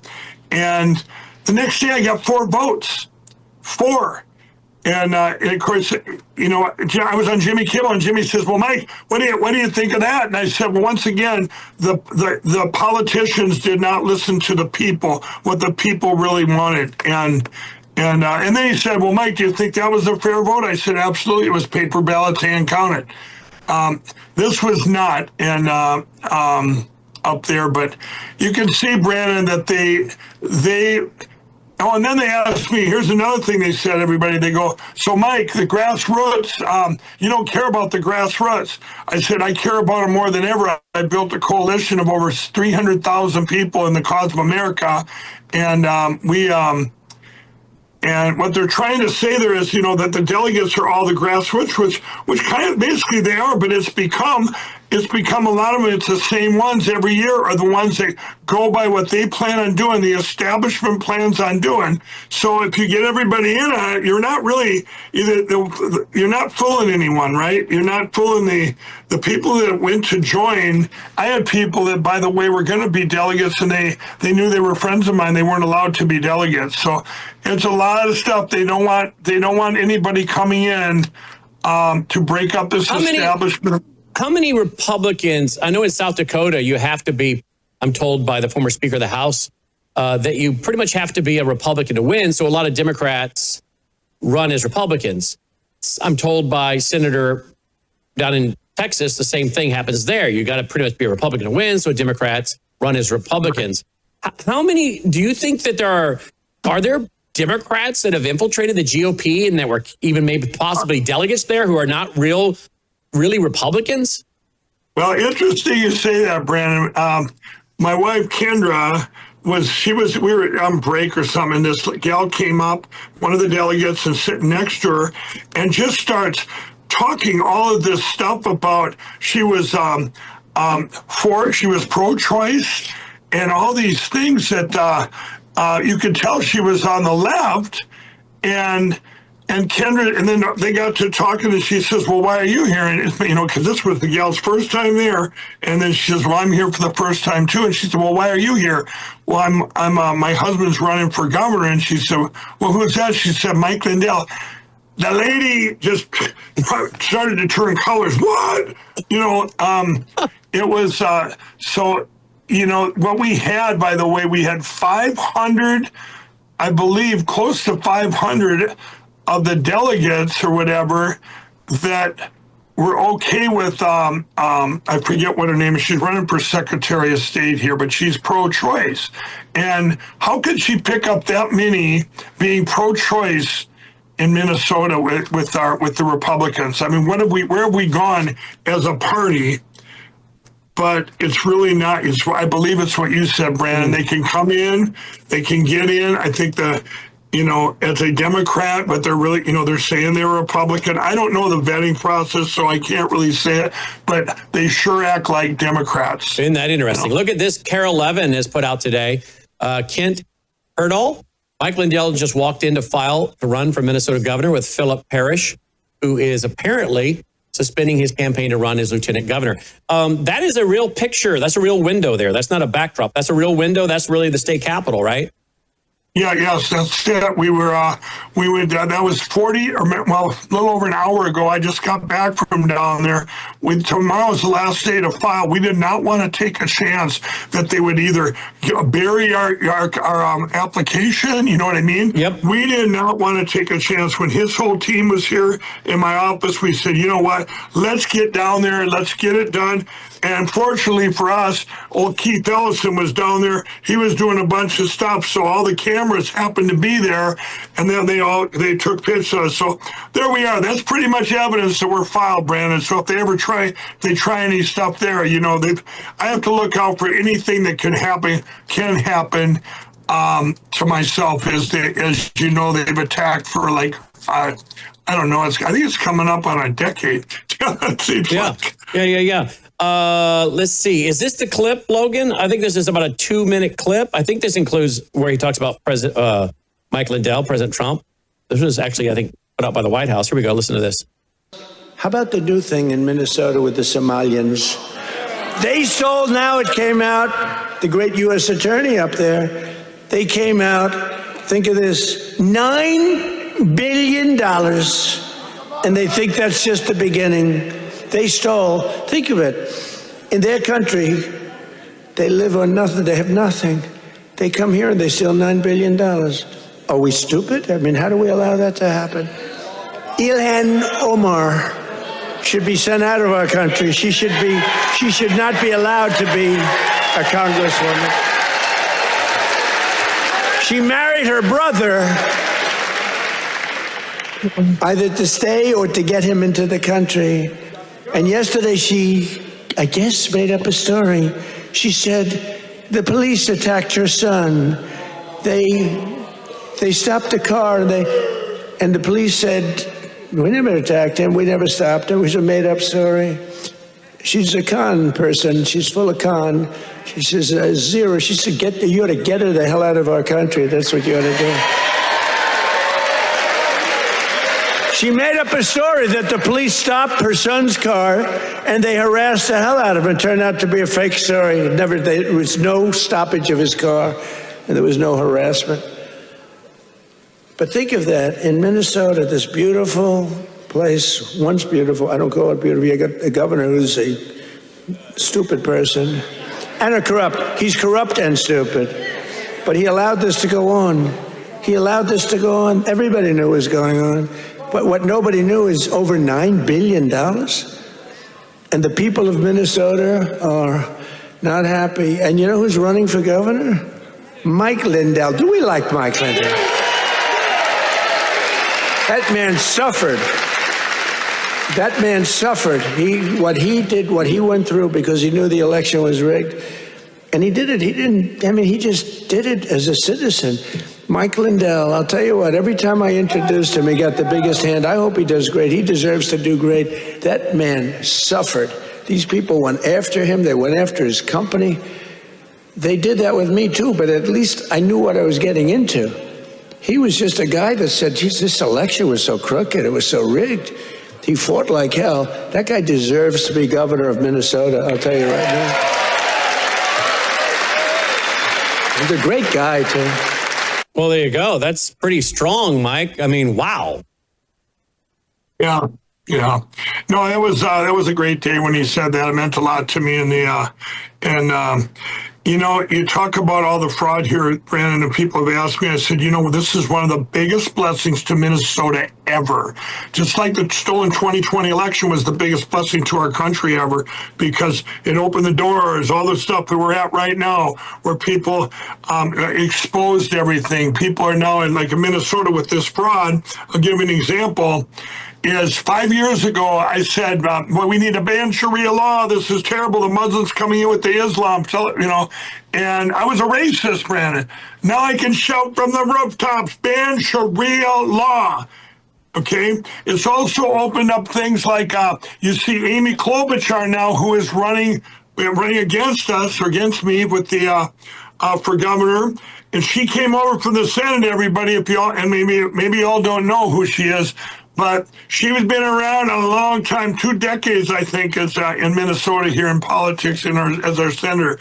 But Brandon, remember, here's the commercial I'm going to make, everybody. Amy Klobuchar and Mike Lindell came to a historical agreement, and that was what's this all about? Well, Amy and I agreed in 2018 and 19 that the voting machines had to go. And she was the biggest voice in the country, bar none, back then. Well, let's see what Amy and Mike did since then. Mike Lindell spent, $80 million, borrowed another 10, and fought for our country for 5 years, supporting the cause of America, anything that overturned anything or was anything of importance to get rid of the machines and secure our election and uncover the fraud. What did Amy do? Amy turned her back on the fraud of the election fraud of 2020, and like it didn't exist. But she did go out to Washington and solicited funds for welfare programs where Minnesota got billions of dollars, only to have it shipped off to Somalia. Now let's think about that. Amy, that's not a very good steward of our money. Not just our money, Brandon, but think what they did to the people that would have got that money, that really needed help, that would have got the help they needed. There's 2 thefts here.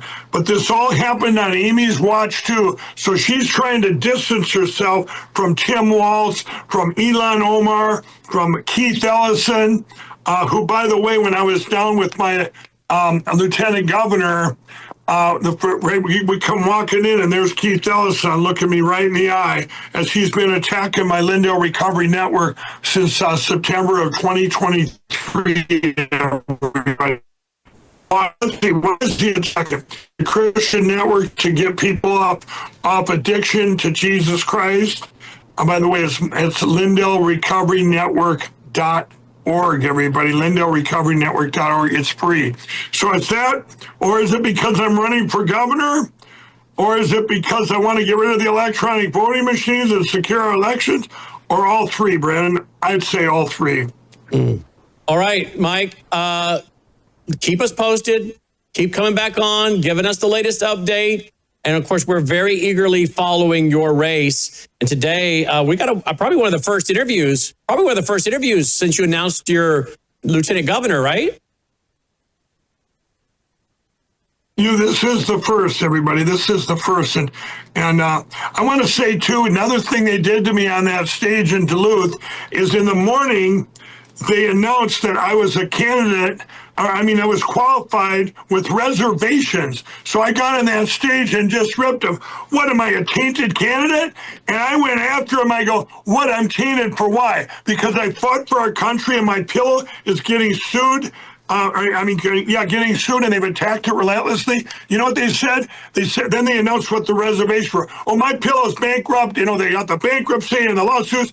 And I got on there, I go, where do you get your information? My Pillow has not ever declared bankruptcy, and we're standing tall. We haven't left Minnesota in spite of all this.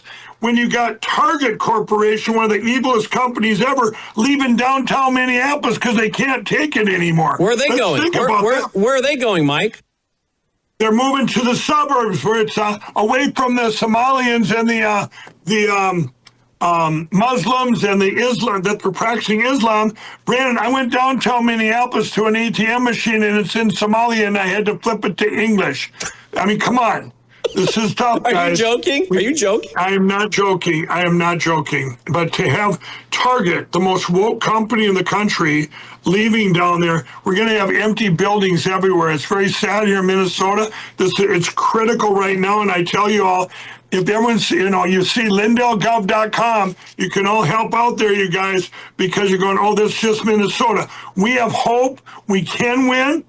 And we will win. I really believe that. This is the only, we have this fraud has opened a door that no man can shut. And we are the tip of the spear for the whole country. If you guys have any fear of Sharia law coming into our country with the Muslims practicing Islam, it starts here in Minnesota. We have to stop it now. And we have to secure Minnesota with all of our fraud and all of our welfare programs. We're going to go from worst to first, Brandon. You watch me.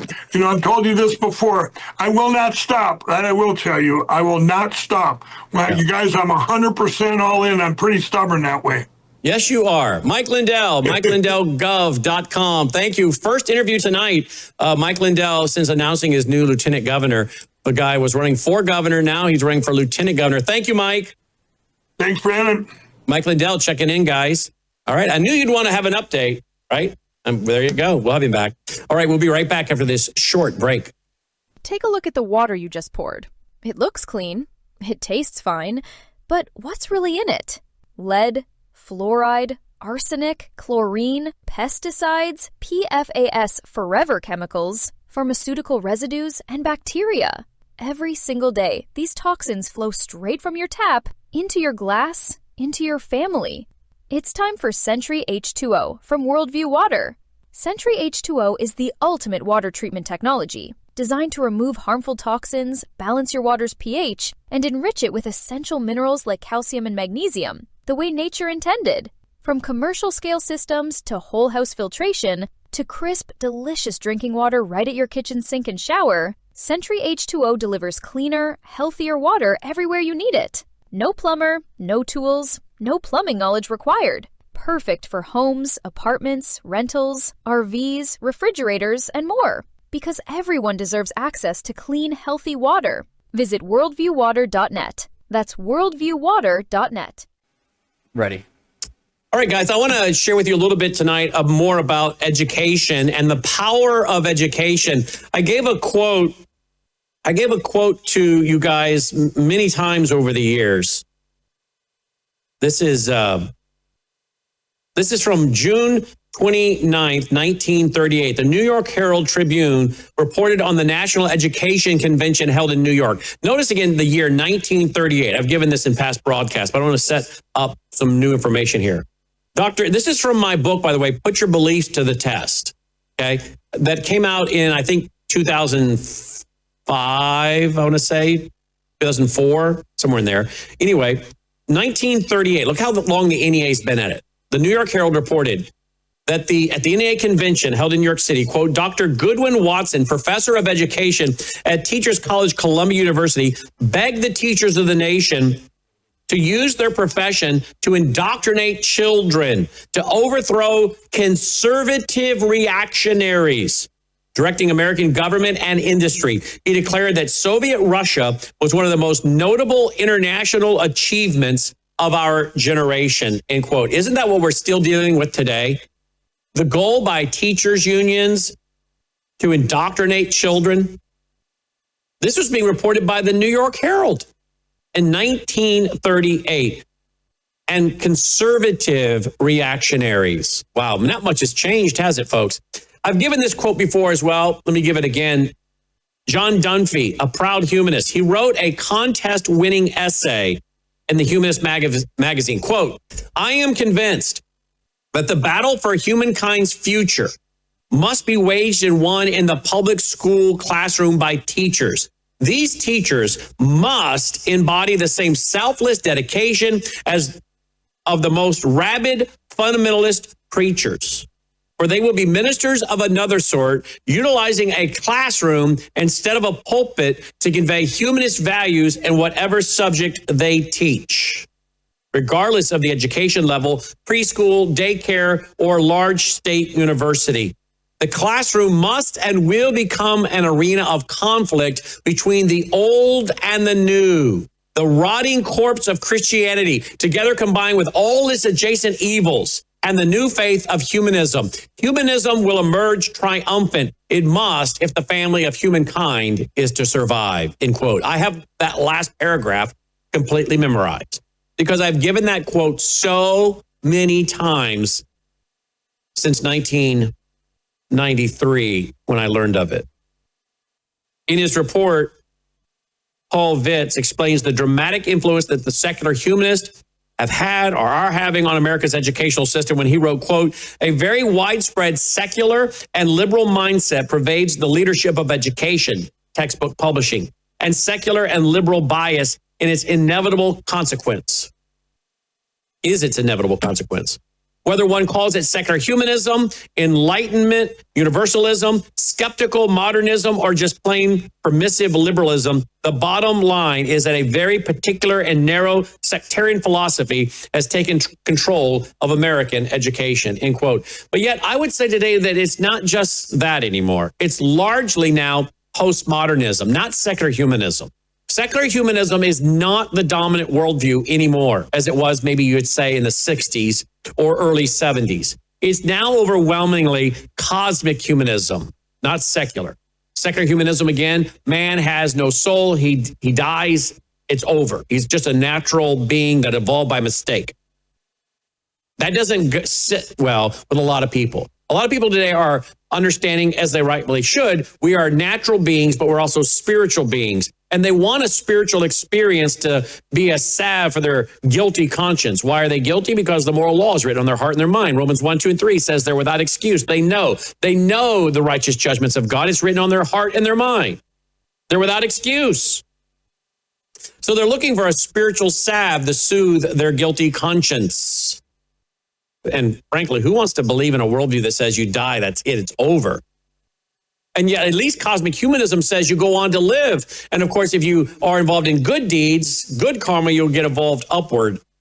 And that's mostly what's believed in the Western culture versus other religions, other people who are involved in cosmic humanism in the Far East. They actually believe in the bad side of reincarnation, that if you have bad deeds, bad actions, you go down, you become an animal. That's why you got so much poverty in India. They won't kill the rats and the cow and then slaughter the cows and eat the meat. In the Western culture, it's always on the more positive side. When your good deeds outweigh your bad deeds, you will be evolved to a higher state. This is much more promising than the idea of you dead and that's it. It's over, right? There's many reasons why cosmic humanism is the dominant worldview today. Secular humanism said that man could solve his own problems. How well has that worked out? How well has that worked out? Human reasoning could solve the world's problems. That's secular humanism. Man-centered human reasoning could solve the world's problems. How has that worked out? I don't know. World War I, World War II, Vietnam, First World War I, World War II, the Korean War, Vietnam, and then we go on from there. That worked out so well. Cosmic humanism says at least we can go look for an answer, maybe some kind of hidden truth, hidden knowledge, esotericism, whether through drugs or hypnosis. Maybe we can find some kind of hidden truth, maybe a form of Gnosticism, this hidden truth. Isn't that what goes on today? You can see why secular humanism eventually did not continue in its trajectory of being the dominant worldview. Today it's postmodernism. Truth and reality are created by man, not by God, and cosmic humanism.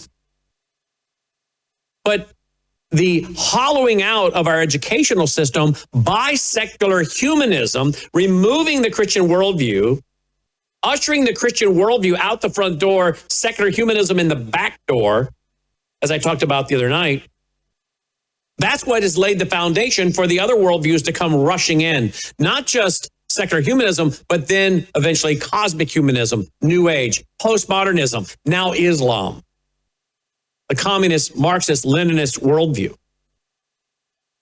Consider these selections from the Humanist Manifesto 2. Quote, we affirm that moral values derive their source from human experiences. Ethics is autonomous and situational, needing no theological or ideological sanction. Ethics stems from human need and interest. To deny this distorts the whole basis of life. Human life has meaning because we create and develop our futures, end quote. Isn't that interesting? The secular humanist, the Humanist Manifesto 2, said ethics were created out of whatever was of our need or interest. Well, we need to decrease the population. Therefore, active euthanasia is okay. That's how they would believe. We need to not have children born into homes where they're not wanted. Therefore, we must have abortion, because who would ever want a child to be born into a home where the parent didn't want to have that child? You see what I'm saying here? This is situational ethics. The values, the ethics are determined by the Humanist Manifesto 2 statement based on needs, experience, and interest. It's in the interest of society to ban freedom of religion so that we don't have to deal with the fundamentalist proclaiming their worldview. It's in our interests, right? Wouldn't it be a devastating world and society if laws were all based on need, human need, and interest? Who decides? Who decides? Well, whoever gets the majority. And then whatever their so-called human need or interest is, that's what the laws become based on. Because again, there is no foundation. There is no theological or ideological foundation for law. Whereas our founders said, there is a moral law. There's a moral lawgiver. And thou shalt not murder. Thou shalt not steal. Thou shalt not covet. Private property, private contract, parental authority, freedom of religion, freedom of speech. These are God-given rights. Government should defend those God-given rights, but the rights don't come from the government. They come from God. And good government, ordered among men, is for the protection and defense of God-given liberties. That's what our founders believed, rightfully so. But if you get a majority of people who are not interested in the biblical worldview, then they're going to pass laws based on their own what? Their own perceived human need and interests. That's a democracy, mobocracy, the rule of the 51%. That's what the founders called it. This is also from the Humanist Manifesto 2. Happiness and the creative realization of human needs and desires, individually and in shared enjoyment, are continuous themes of humanism. We strive for the good life here and now.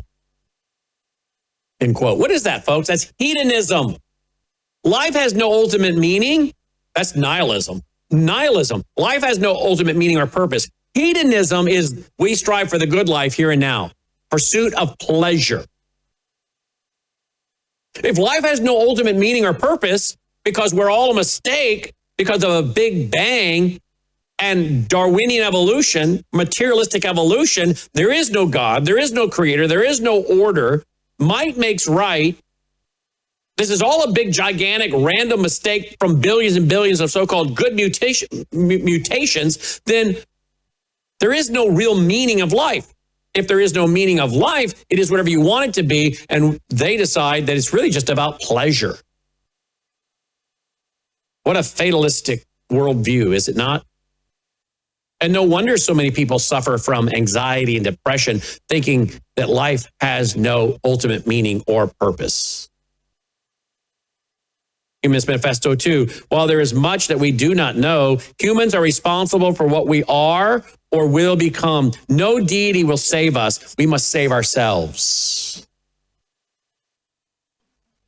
Now, of course, again, the secular humanist worldview is no longer the dominant worldview, as I said. Now it's cosmic humanism, the New Age movement, but it's still the idea that we must save ourselves through now what is known as really harmonic convergence. The individuals coming together collectively through the power of the mind to use the energies or the law of attraction, the power of literal energy from the collective minds coming together to manipulate and to control the energies tied to Mother Earth to make things become reality. In other words, the power of your mind and the spoken word to create reality. You know what that's called? Shamanism. That's the occult. You see, secular humanism and cosmic humanism in many ways are very, very compatible because they're both humanistic. They're both man-centered. But it's because of the introduction of secular humanism into our educational system that you had, as I said, the hollowing out of the biblical Christian worldview through legislation and court rulings like thou shalt not put up the 10 Commandments, U.S. Supreme Court 1980, can't teach creation next to evolution, no prayer or Bible reading, 62, 63.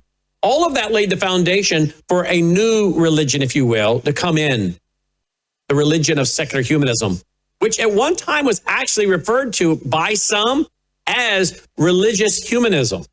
And then the secular humanists told the religious humanists, stop calling it religious humanism. No. But did you know that at one time there were those who called it religious humanism? What is a religion?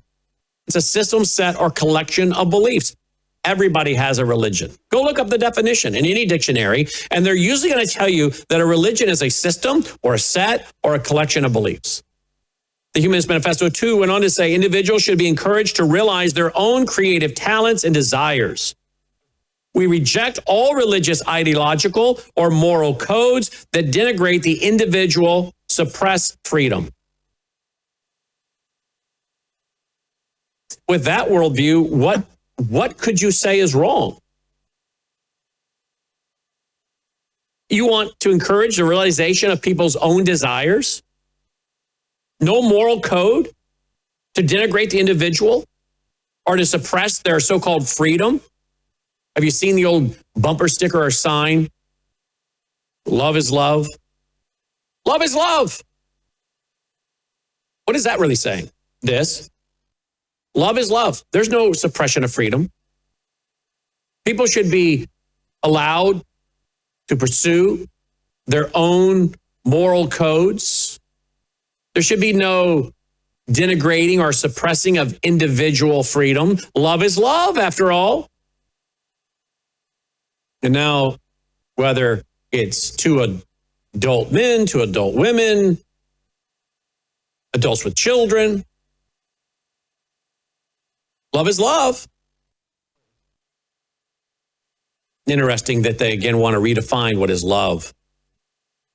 Love is redefined today by many to mean whatever sexual immoral perversion you want, that's now considered love. Wrong. Love thinks of others. Biblical context of love, there are many words for love in the original language, from a brotherly love to an erotic love between a married couple. But love seeks what is good. Love seeks what is good for the other person. Love is not selfishness.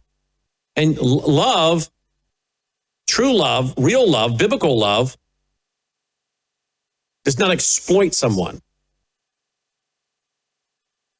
or involved in the systematic molestation or rape of someone. But the liberals, they love to redefine terms. The Humanist Manifesto 2 goes on to say that the varieties of sexual exploitation should not in themselves be considered evil, end quote. Well, there you go. 1973, Humanist Manifesto 2 by the American Humanist Association.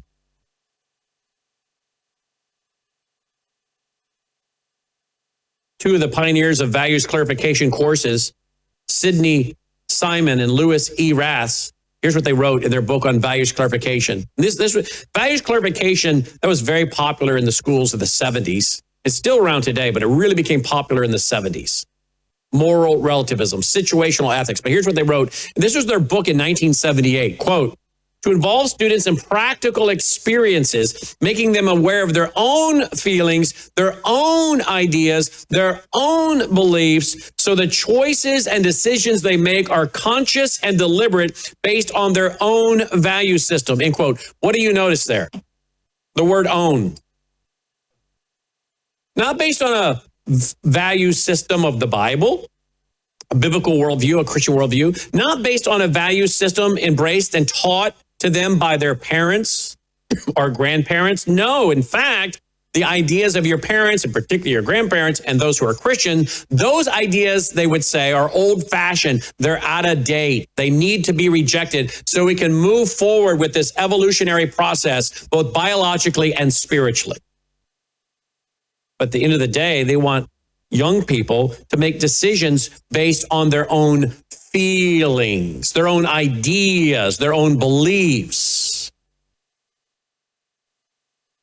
And of course, this is where you end up having the liberals pushing what is known as the UN Convention on the Rights of the Child. They say that children should have the right of any adult, whatever it is they look at, what they read, the right to public assembly with their friends, whatever they want to do. They should have the same rights as adults. And if their rights are infringed upon by their parents, they should be granted access to the courts to bring and to have a court-appointed attorney to bring legal action against their parents. Go look it up. I've been writing about the UN Convention of the Rights of the Child since my third book in 1995. Why would you do that? Because again, you're trying to break down the God-ordained structure of the family, and the family being the incubator to pass on a biblical worldview to children. You can't have the parents getting in the way. Remember, I think I've given you so many times the quote by a psychologist from the early 70s. Every child who enters school at the age of 5 is mentally ill because he comes to school with an allegiance toward our founding fathers, this form of government that we have, nationalism, patriotism. All this proves that the child is sick. It is not what I would call the true international child of the future.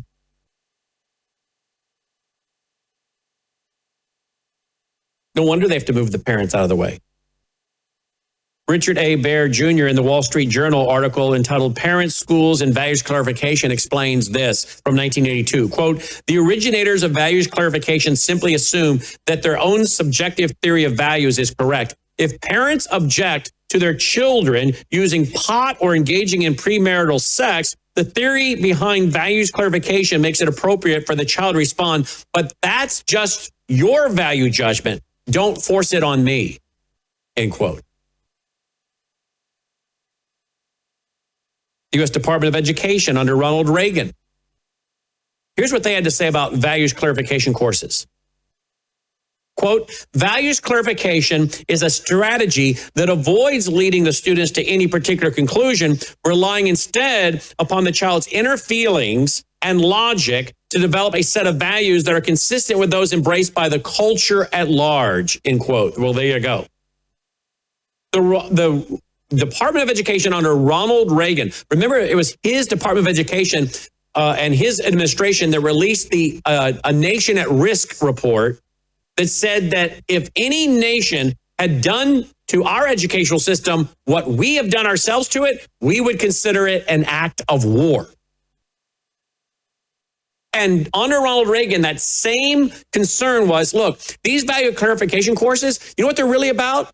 Undermining parental authority and having the young people believe that their values should be based on their own feelings and what the culture at large accepts as normal.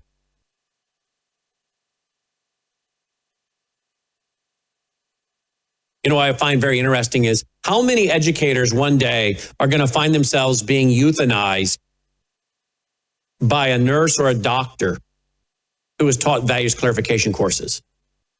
They find themselves being euthanized against their own wishes by a medical system made up of doctors and nurses that they themselves were the teachers of. They were the instructors. Those were their students, and they taught them to embrace what the culture at large accepts as normal. And if that includes euthanizing seniors against their will, murdering seniors through active euthanasia, then so be it. And those people will probably, if they don't realize they're being euthanized, but if they did, would say, that's not right. Wait a minute. Who's to say it's not right? You're the one that taught us values clarification, that we should accept what the culture at large embraces. And the culture at large says, you are a useless eater. You have become a burden. You are no longer productive human resource. I wonder how many educators are going to be on the receiving end of the living out of the worldview they inculcated into millions of children.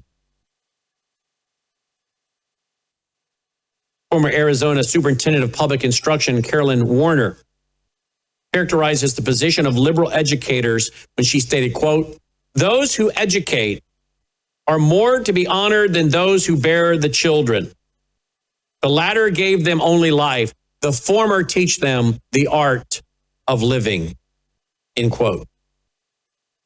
Now, that was pretty radical when that statement was being used back in the early 90s, and I've used it over and over and over again for so many years in my books and writings and seminars and radio shows. But you don't have to go very far on the internet today to find where reporters are interviewing government officials or educators that openly state, or you have journalists, so-called, or TV hosts who openly state, because I have the videos, that openly state that the children really belong to the society, not to the parents. Therefore, the worldview of the parents should not be what's driving the learning, the teaching, the values, the worldview of the children, because society owns these children. I can show you videos in modern times in the last few years proclaiming that. You see, these used to be things that were said only in books or seminars of the educrats or the globalists, and the average American didn't know about them because the average American wasn't going to the teachers union conferences or reading their books or papers or proclamations. Now, this is out in the open. This is the quote I was just mentioning a while ago. Dr. Raymond English, Vice President of Ethics and Public Policy Center, in a speech to the National Advisory Council on Education, Research and Improvement, revealed the dark side of the education establishment. Oh, this is not the same quote, but it's a good one.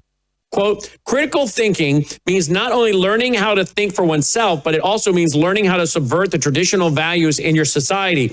You're not thinking critically if you're accepting the values that mommy and daddy taught you. That's not critical," end quote. But let me ask you something. If someone were to ask the average American, hey, do you think we ought to teach children to be critical thinkers? Most people would say yes. But here's the important thing people need to do. They need to learn to ask questions. What do you mean by that? What do you mean by critical thinker? If someone says, do you think we should teach children to be critical thinkers? The question should be asked, what do you mean by critical thinkers? What is the foundation that will be used to make a so-called critical decision? Or how will they criticize certain facts as good or bad, right or wrong, come to that conclusion, that final conclusion? What is the foundational worldview, or ethics, or values, or philosophies, or ideas upon which such decisions are being made? Is it the Christian worldview? Is it the secular humanist worldview? Is it the communist worldview? Is it the cosmic humanist worldview? Is it the postmodern worldview? So you ask, again, the average person, if you did a poll and a survey, yeah, the majority of Americans think we ought to teach children to be critical thinkers. Okay, but what do you mean by that? And what is the foundational worldview, philosophy, or ideas and values of which those choices will be determined to be good or bad? Stanley J. Grintz points out in a primer on postmodernism, quote, "Truth is relative to the community in which a person participates. And since there are many communities there are necessarily many different truths, end quote. That's postmodernism. Truth and reality are created by man, not by God. Truth and reality are created by what works for you, what doesn't work for you, what the group or the community decide works for them or doesn't work for them. Community determines reality. That's what they believe. Experience. What makes me feel good?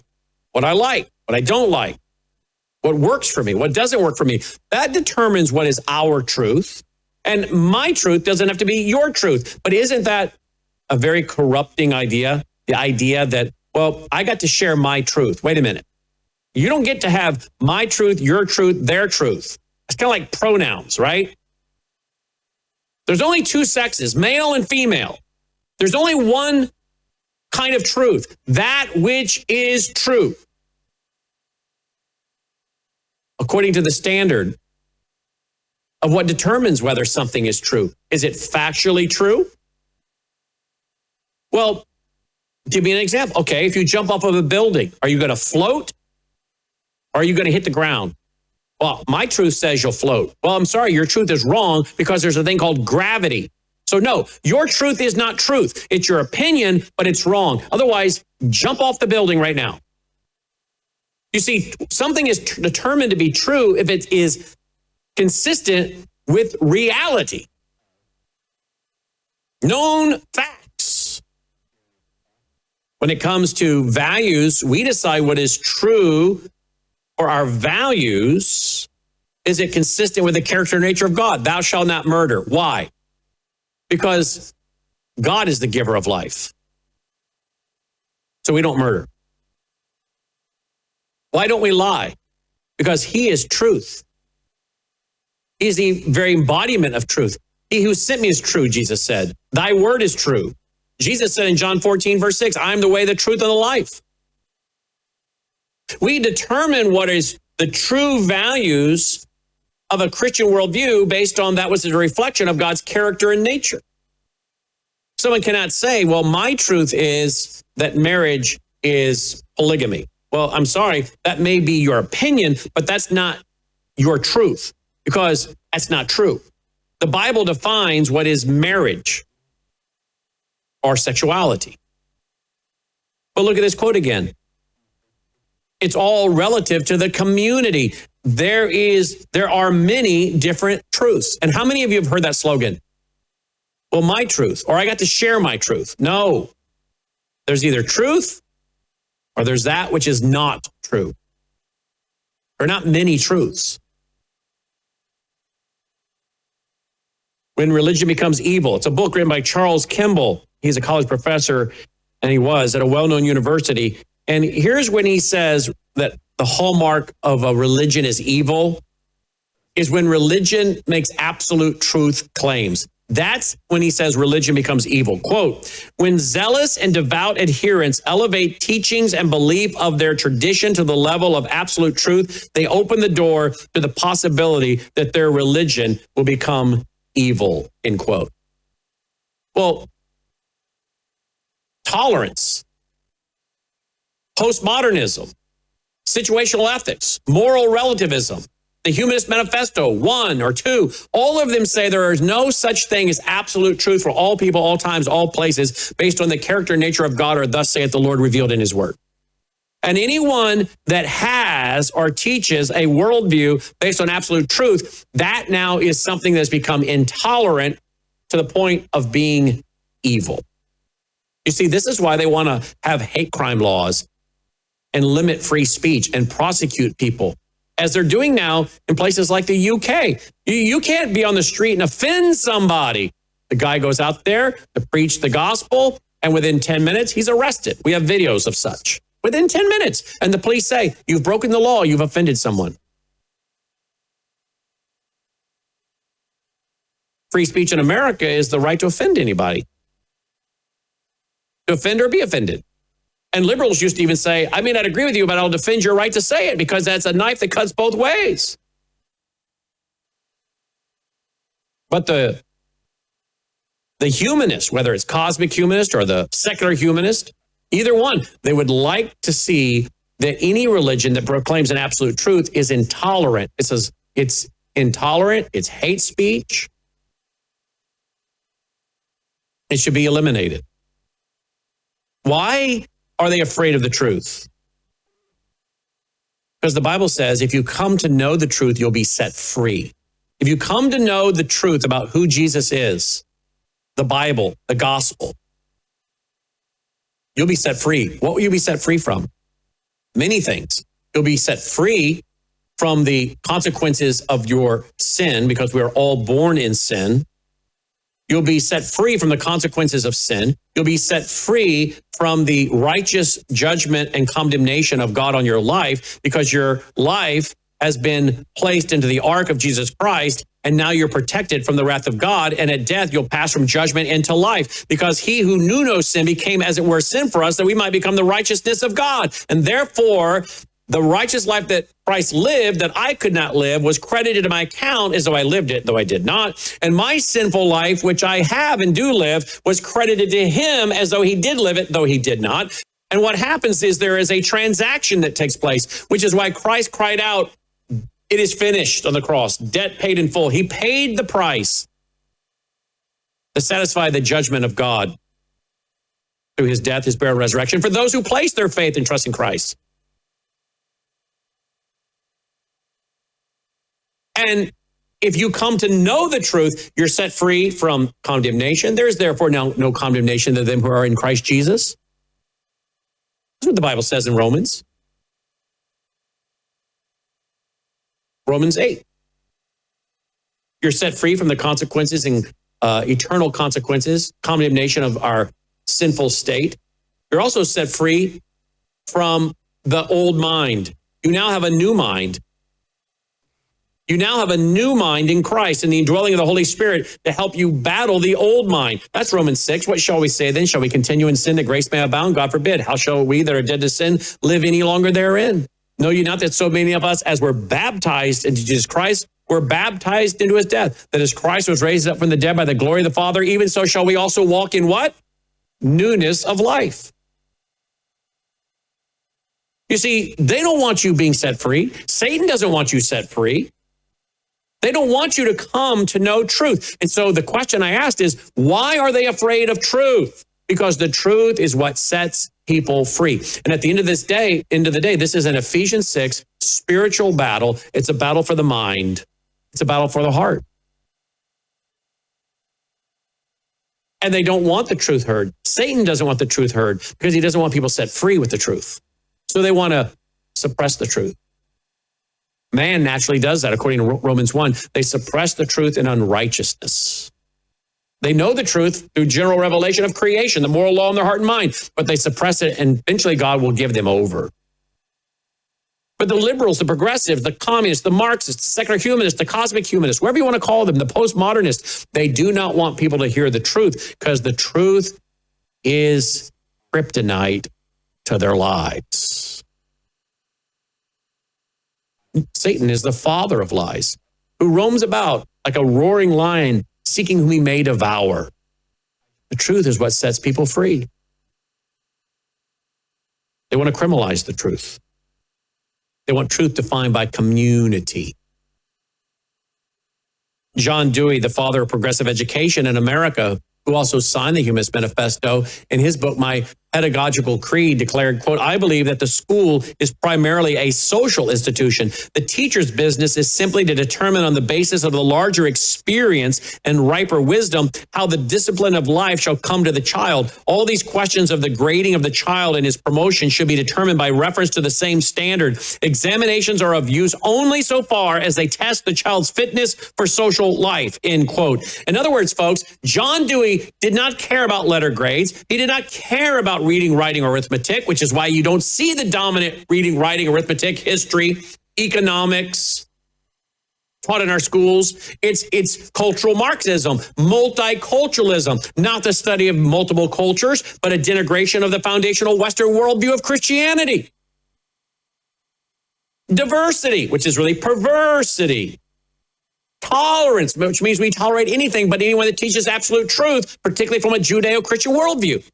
John Dewey, as a humanist, who, by the way, helped bring over the cultural Marxists from the Frankfurt School to America, John Dewey, who studied the Karl Marx way of education in the former Soviet Union, then the Soviet Union, in the late 1920s and early 30s, and then came back and taught at Columbia University as the father of modern education in America, he openly admitted the purpose isn't for kids to go to learn knowledge, but it's for them to have people figure out what should be their determined place in society.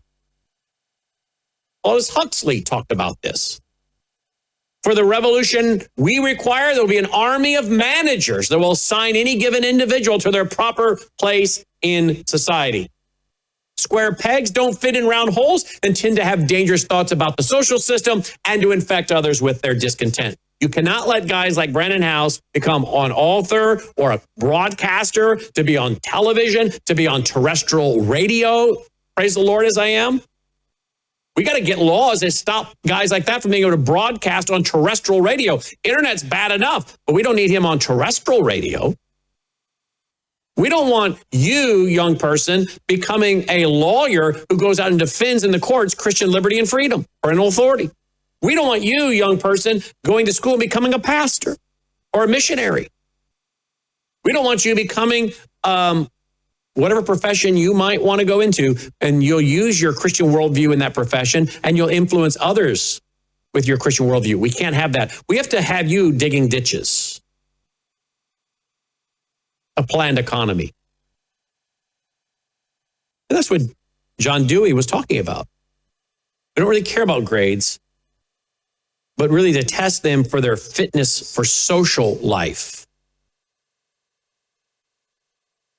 October 20th, 1994, the Wall Street Journal actually had an article I was using so many years ago. Believe it or not, it was written by Lynn Cheney. Of course, you know she was the wife of Dick Cheney. But back then in 1994, she wrote an article in the Wall Street Journal. Little did we know she'd later go on to be the wife of the vice president. But in 1994, she actually wrote this in the Wall Street Journal, and I quoted it in so many of my books and speeches. Quote, imagine an outline for the teaching of an American history in which George Washington makes only a fleeting appearance and is never described as our first president, or in which the founding of the Sierra Club and the National Organization for Women are considered noteworthy events, but the first gathering of the U.S. Congress is not. Alexander Graham Bell, Thomas Edison, Albert Einstein, Jonas Salk, and the Wright brothers make no appearance at all. The midnight ride of Paul Revere also went unmentioned, and Lincoln's Gettysburg Address is only mentioned once. Yet the American Federation of Labor is mentioned 9 times. What is she talking about? The education standards that were being pushed by the educrats as I was exposing things like America 2000, Goals 2000, and all of these other courses that went on to be promoted. Ironically enough, also in the Bush administration, of which her husband was the vice president, the George W. administration. No Child Left Behind. But at one time, she was warning about these lack of standards in our history. Because again, we can't be teaching about patriotic great men of courage and conviction who believed, some of them, in absolute truth.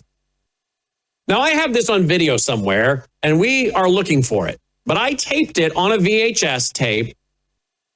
Governor Roy Romer, 1997. Governor Roy Romer of Colorado, while serving as a member of the Goals 2000 panel, was asked about how to enforce these national standards that are largely based on effective objectives, attitudes, values, feelings, and beliefs, situational ethics, postmodernism.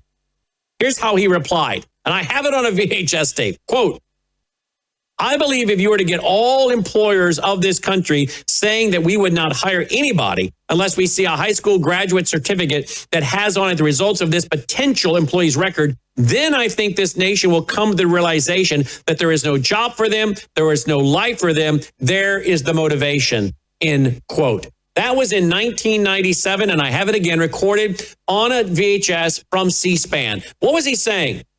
No certificate of mastery. The first one was given out in Cottage Grove, Oregon. I have a copy of it because I was working with the mother of one of the students, Jay Tennyson, who was one of the first students in America in the 90s to get a certificate of mastery after showing that he embraced certain ideas. A productive group participant, understood positive health habits, all these kinds of things. And I was warning about this, and that this would eventually be given to students, and that there would be a file opened on students like there is in China. And these files will follow them as a social credit score, and their hiring, their firing, and their job promotions will all be based on review of an applicant's file, a Dangan, if you will, like in China. Well, now today, what do we have? Computer files, computer programs, a dossier, if you will, on every student being built. And now it's being built on every American. And I warned about that in my book, my second book in 1993. I said, look, what they're doing with our kids will eventually be required for every adult. And what do we see today? The great concern that, yes, everything that we say, we do, we believe is being collected and will eventually be used for social credit scores to determine what access we have to society. And eventually, we know Revelation chapter 13 talks about a mark of the beast that no one can buy or sell unless they have the mark.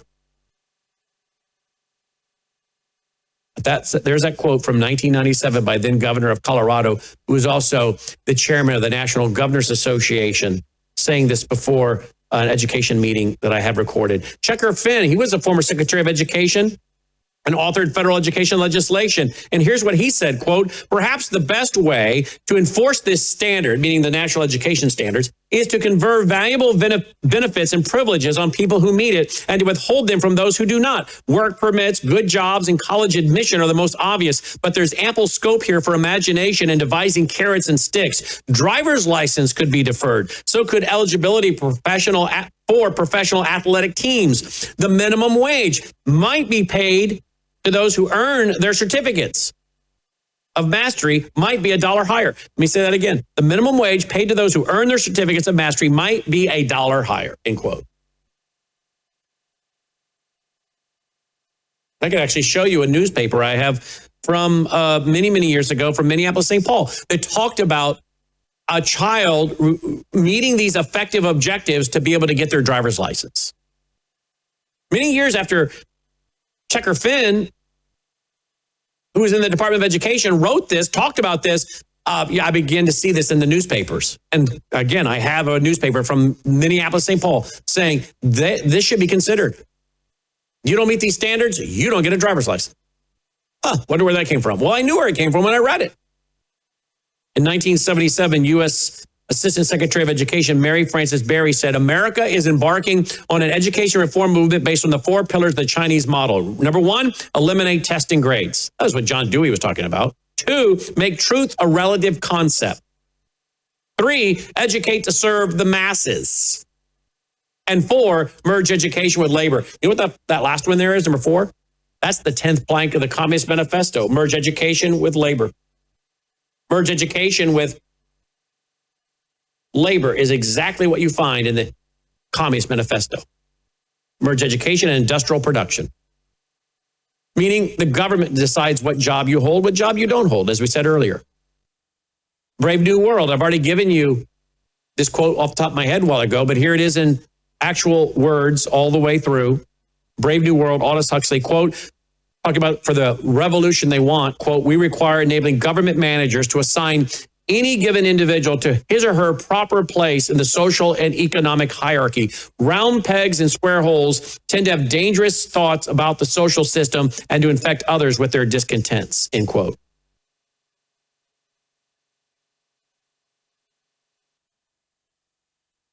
I found a career test several years ago in my research that asked the students 100 true or false questions to determine what career they should be considered for. I found this in 6 states. You ready for it? I've taught Sunday school class. I have taught a Sunday school class or otherwise taken active part of my church. What's that have to do with picking a career major? I believe in a God who answers prayers. I pray to God about my problems. I read the Bible or other religious writings regularly. I believe in life after death. I believe that God created man in his own image. If I ask God for forgiveness, my sins are forgiven. Why would you ask that? Because you're trying to determine if they have a Christian worldview. And then apparently the job exploration will be determined on that. No, I'm sorry. We don't want you becoming someone that works for NASA.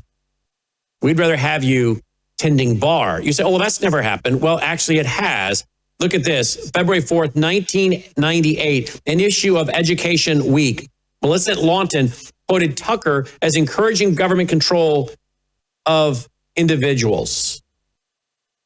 Quote, state higher education systems would deny admission to those who didn't have the certificate of mastery, and state leaders would prod employers to express a preference for hiring job applicants who had the certificate. Both conditions would serve as powerful incentives for students, end quote. I actually testified before the Senate, a Senate committee in Kansas many years ago with a mother. I think her last name was Tucker. Actually, that's why I thought that was going to be a quote from the mother. But I think the mother's name was Tucker. And her daughter, and by the way, she had been written up in a national publication, and I knew her, and I knew the quote about her, and I knew what had happened to her and her daughter. And her daughter wanted to, in fact, work for NASA. Had straight A's, was an honor student, and if I remember correctly, even arranged a face-to-face meeting with the flight director of NASA. Well, she takes one of these career assessment tests out of Las Vegas, Nevada, and guess what this Christian young lady, honor student, was told the career she should pursue? Science and working for NASA? No, being a bartender or waitress. Well, that's interesting. What do you think the job market is calling for big time in Las Vegas, Nevada? Yeah, bartenders or waitresses, right?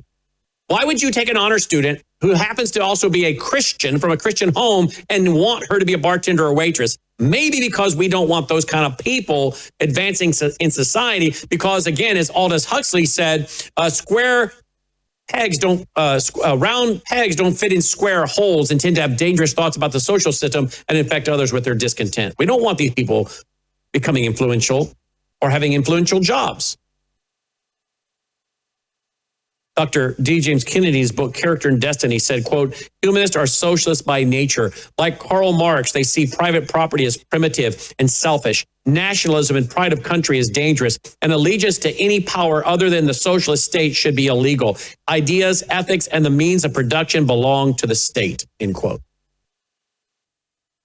For supporters such as Paul Kurtz, B.F. Skinner, John Dewey, Francis Crick, Isaac Asimov, and the other signers of the Humanist Manifesto, communism and state socialism were the only logical solutions to mankind's problems. In the first edition of that thin volume, they wrote that a socialized and cooperative economic order must be established to the end that equitable distribution of the means of life be possible, end quote. Socialism has failed wherever it's tried because it denies original sin. My friend, the late Phyllis Schlafly, wrote, one after another, teacher colleges are using their courses to promote socialist notions of wealth distribution, social justice, diversity, environmentalism, and to punish students who resist this indoctrination by giving them low grades and even denying them graduation, end quote. She went on to write, the National Association of Scholars reports that the use of the term social justice is today understood to mean the accuracy of more egalitarian access to income through state-sponsored redistribution, end quote. We have to have more equality, equalness. Howard Zinn, author of the anti-American book entitled People's History of the United States, urges educators to prioritize social justice education over political neutrality. In other words, don't be neutral. In a 1998 interview, he said, quiet revolution to move us toward democratic socialism was his goal in writing People's History. And by the way, how many young students have been influenced by Howard Zinn's book, People's History of the United States? Phyllis Schlafly again writes, quote, from his prestigious and safe university position, Bill Ayers has been teaching teachers and students in rebellion against American capitalism and what he called imperialism and oppression. The free market system is oppressive.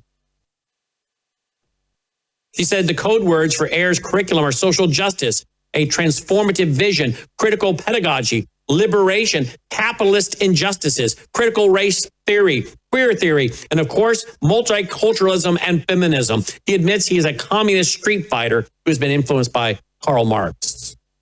That's Bill Ayers. Remember Bill Ayers of the Weather Underground, who went on to greatly influence the writing of school curriculum in America. She says Ayers speaks openly of his desire to use America's public school classroom to train a generation of revolutionaries who will overturn the U.S. social and economic regime. He teaches that America is oppressive and unjust, socialism is the solution, and wealth, resources should be distributed, end quote. She went on to write, quote, you might assume that Ayers' political ideas put him on the outer fringe of the left-wing education establishment. However, his peers recently elected him to serve as vice president for curriculum in the American Education Research Association, the largest organization of education school professors and researchers. End quote.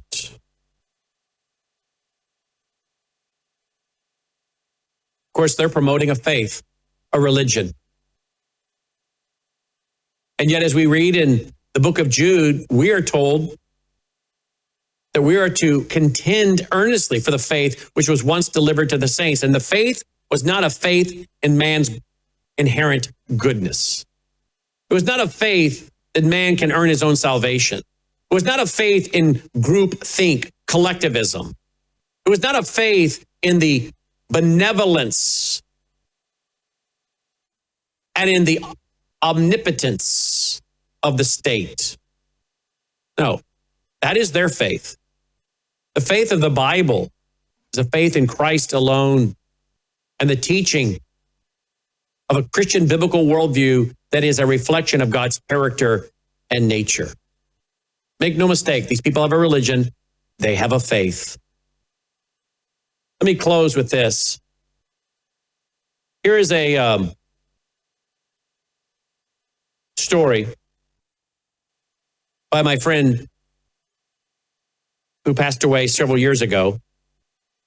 Foster was his last name, Marshall. Quote, we can all leave a 200-year footprint if we so desire. We, each one of us right now, whether we know it or not, stand at the apex of an unfolding generational drama. We are heir to the past and ancestor to the future. Counting our grandparents or early mentors through our children and grandchildren, we will most likely mentor or be mentored by people whose life cycles will extend well over 200 years and include parts of 4 centuries. 173 years after their marriage, a study was made of some 1,400 of their descendants. By 1900, this single marriage had produced 13 college presidents, 65 professors, 100 lawyers, a dean of an outstanding law school, 30 judges, 56 physicians, a dean of a medical school, 80 holders of public office, 3 United States senators, 3 mayors of large American cities, 3 governors, 1 vice president of the United States, 1 comptroller of the United States Treasury.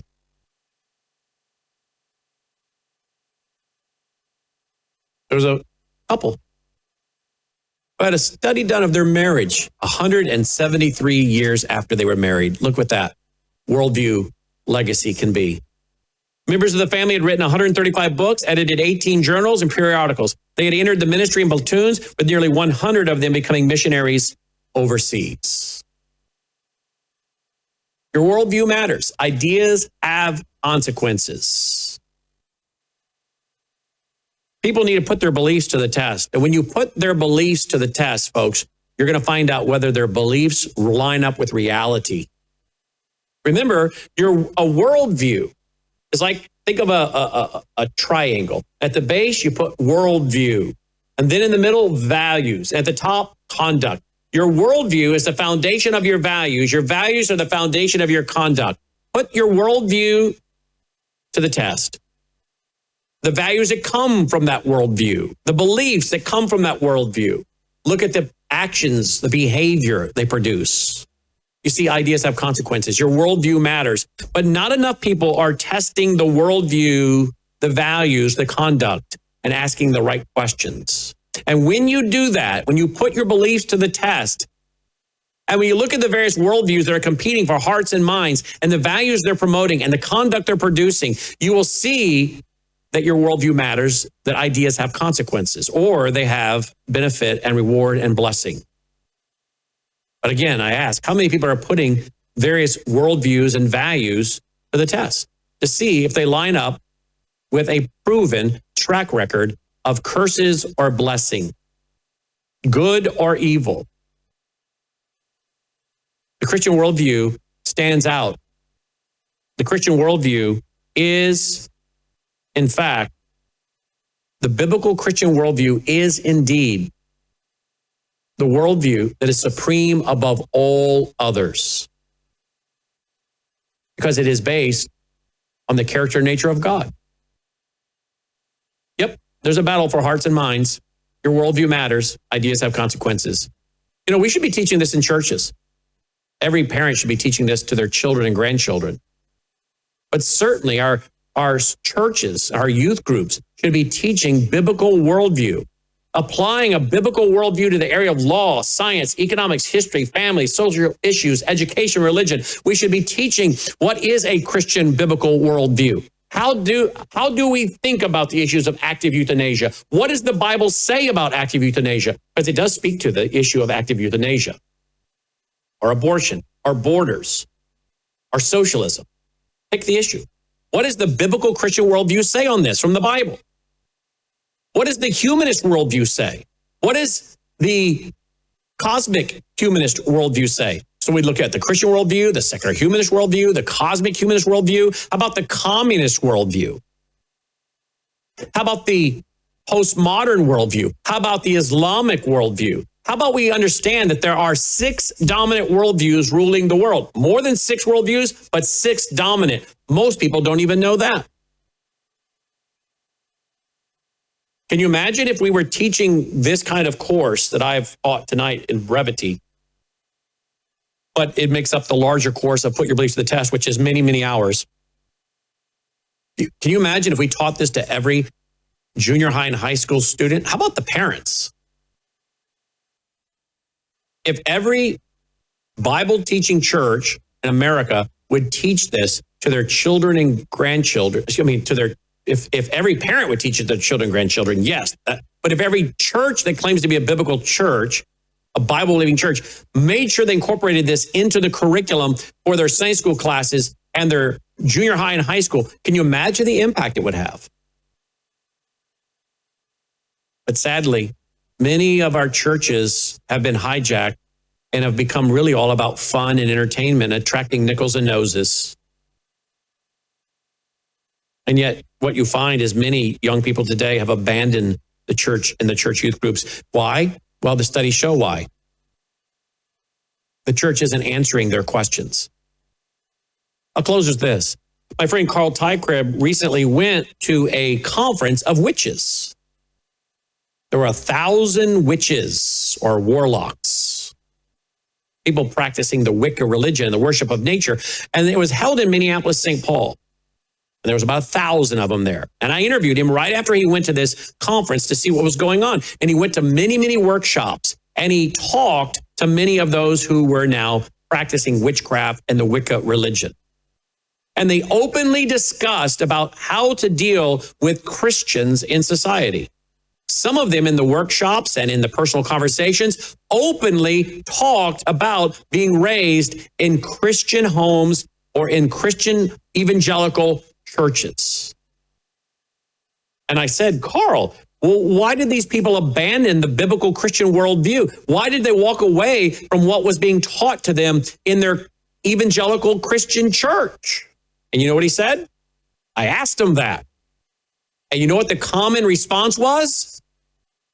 I asked my youth pastor, how should I think about this issue? Whatever the issue might be. How should I think about this? What am I to believe? I asked my pastor.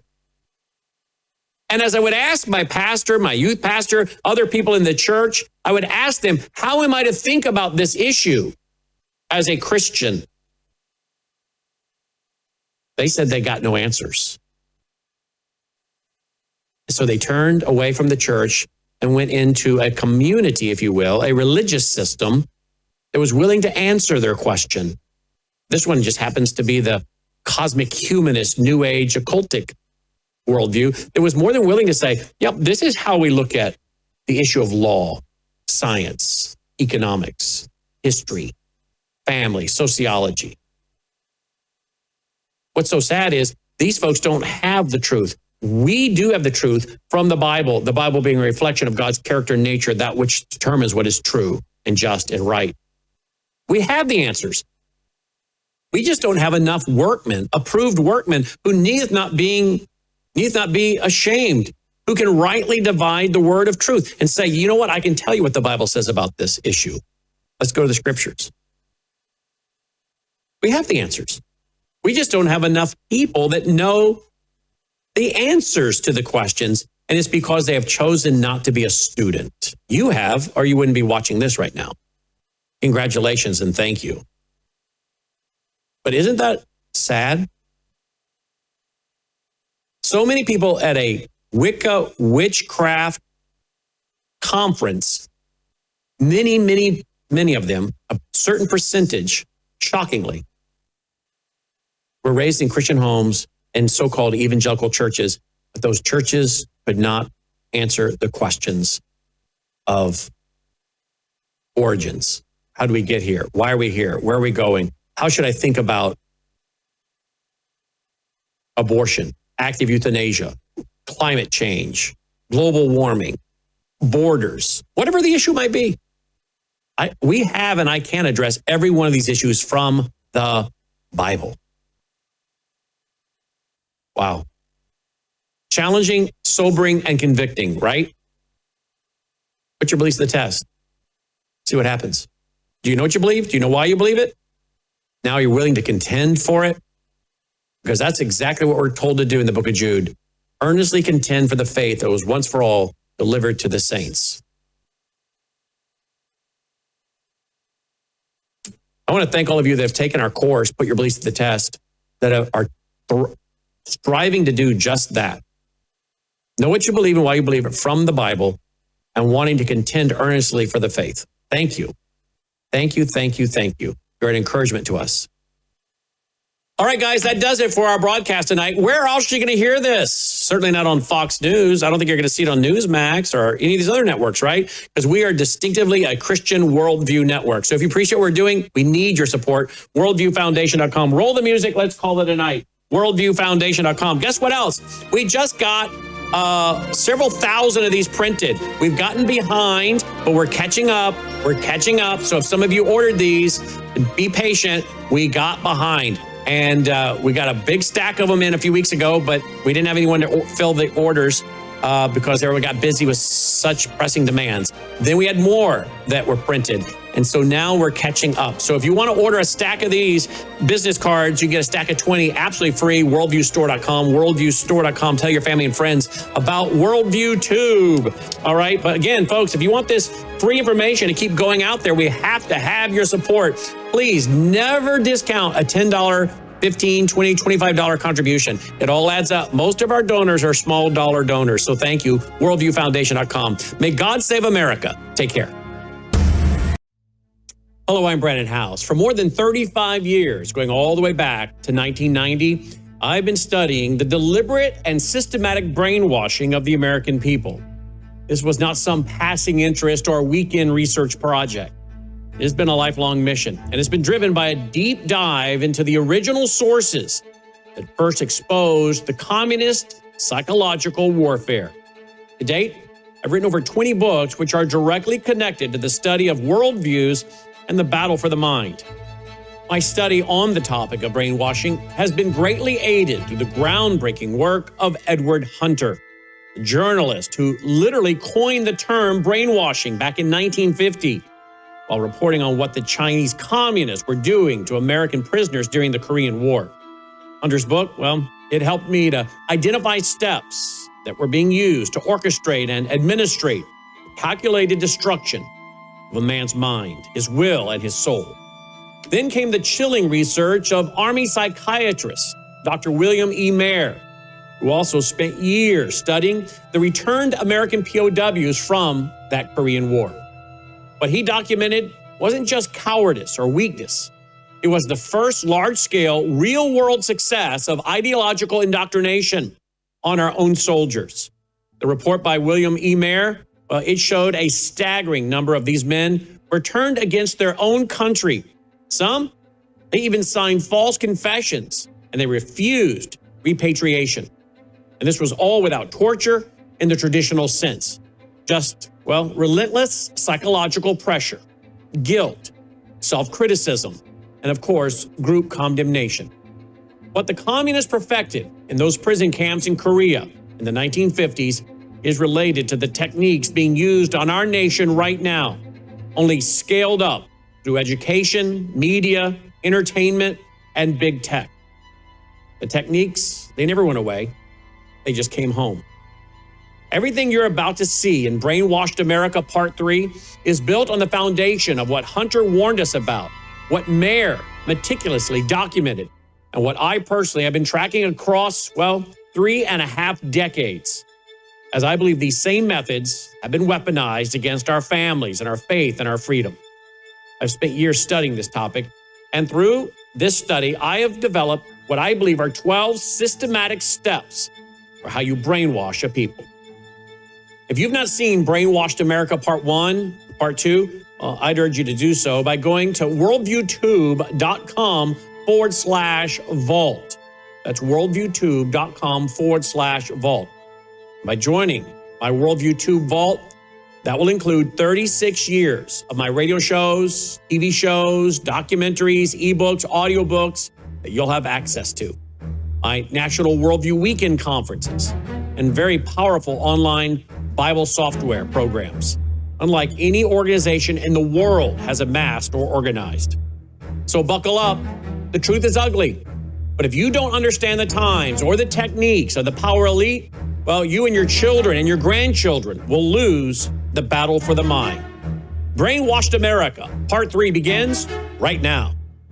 3 years ago, the United States was stunned by an announcement from war-torn Korea.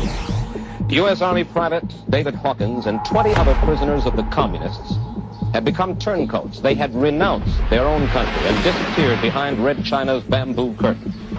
What had you heard? Well, only what our Chinese captors had told us, how great they were working toward socialism, and the great stride that they were taking, bettering the life of the Chinese people who for so many thousands of years had lived a life of oppression under various governments.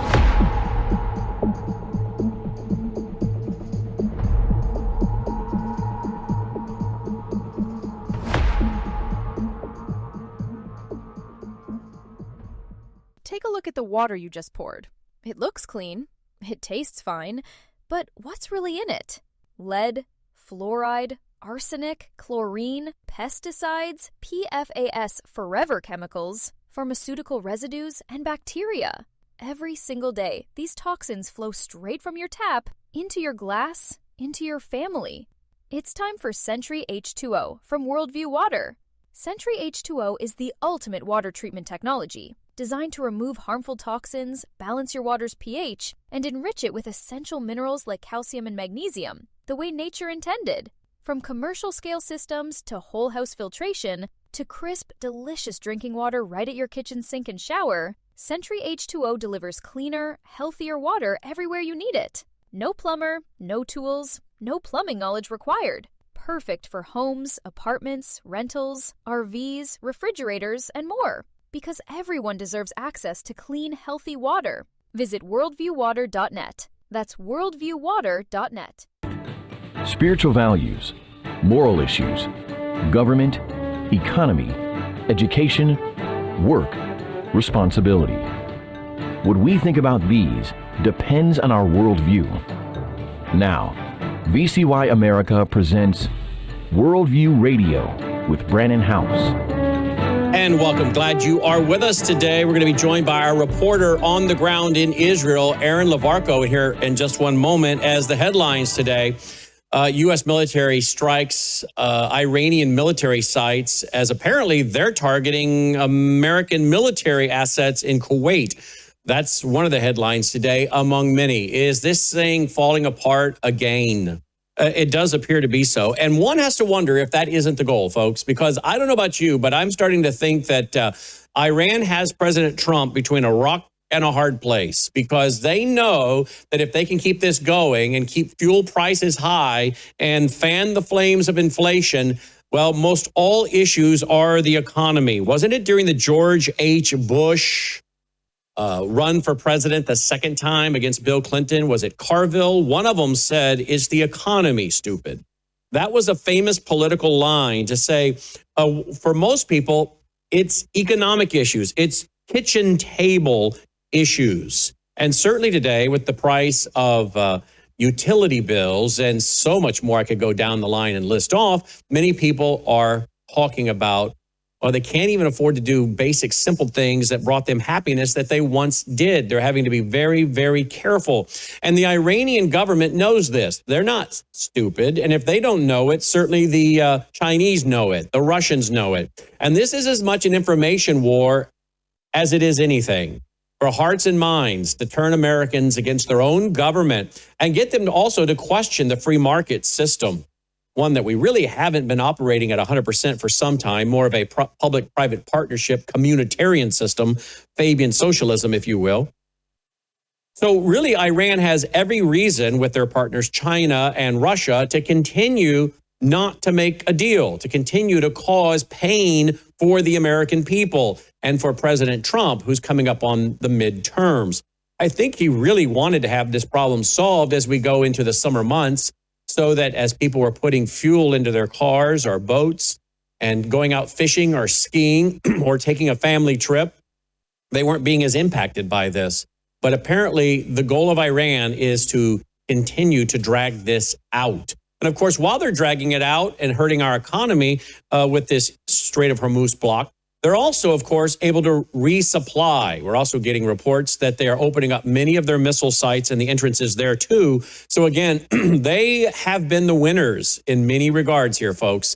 And the question is, where are we headed? Let's get an update, because there also has been some terrorist attacks in Israel as well over the weekend. We're going to be joined in just one moment by our reporter, as I said, on the ground in Israel, Aaron Levarco, brought to you by our foundation as we sent him regular love offerings at worldviewfoundation.com, if you appreciate all we're doing, and that we have him on our team to minister to you with these reports. worldviewfoundation.com. Before we go to Aaron, however, I do want to encourage you to find time this week, if you would, before it rolls into the vault. Please find time to go over to worldviewtube.com and watch last night's church service, where I continued teaching through the book of Daniel. If you go to worldviewtube.com, you'll find it. And last night's presentation was entitled Weighed in the Balance and Found Wanting. Weighed in the Balance and Found Wanting. Interesting enough, two slogans or two lines that we often cite. He saw the handwriting on the wall, didn't he? That's a phrase that a lot of us use and have heard. A lot of people use it, don't even know where it came from. Well, it came from Daniel chapter 5. Another one people use is, well, he was weighed in the balance and found wanting. Also from Daniel chapter 5, interesting enough. But if you joined us last night, I think you're going to find there were some key truths in Daniel 5 as we went to verse 10 and made it from verse 10 all the way to verse 30 and finished up with Daniel chapter 5 last night. I hope you'll go and watch and listen. I think it will encourage you. Some of the key points, the key takeaways were God's scales are different from ours. Pride brings a fall. God warns before he judges. Past warnings should not be ignored. Human wisdom has limits. God rules over nations and leaders, and what God says will happen, well, that will happen.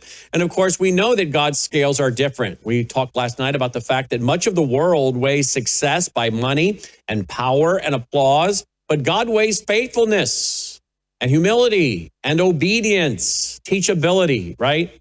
So we talked about those things last night. Then we went into who the queen was, who enters. We think it's the queen mother. And then after that, we talked about Belshazzar himself, who didn't seem to know Daniel. He says, I've heard of you. In fact, he said twice in the text, I've heard of you. And then he goes on to lay out what the queen mother just told him. Hey, you might want to call Daniel. And that brings out the point that when the world doesn't have answers, they often turn to Christians. When the world doesn't have answers, now, of course, we wouldn't have called Daniel a Christian. It was before the church was founded. But we would say when the world doesn't have answers, they turn to God's people. That would be relevant to say in the context of Daniel. But for us, it's, of course, Christians in this church age. And so the question is, do you have the answers? Are you ready to give a defense? And the reason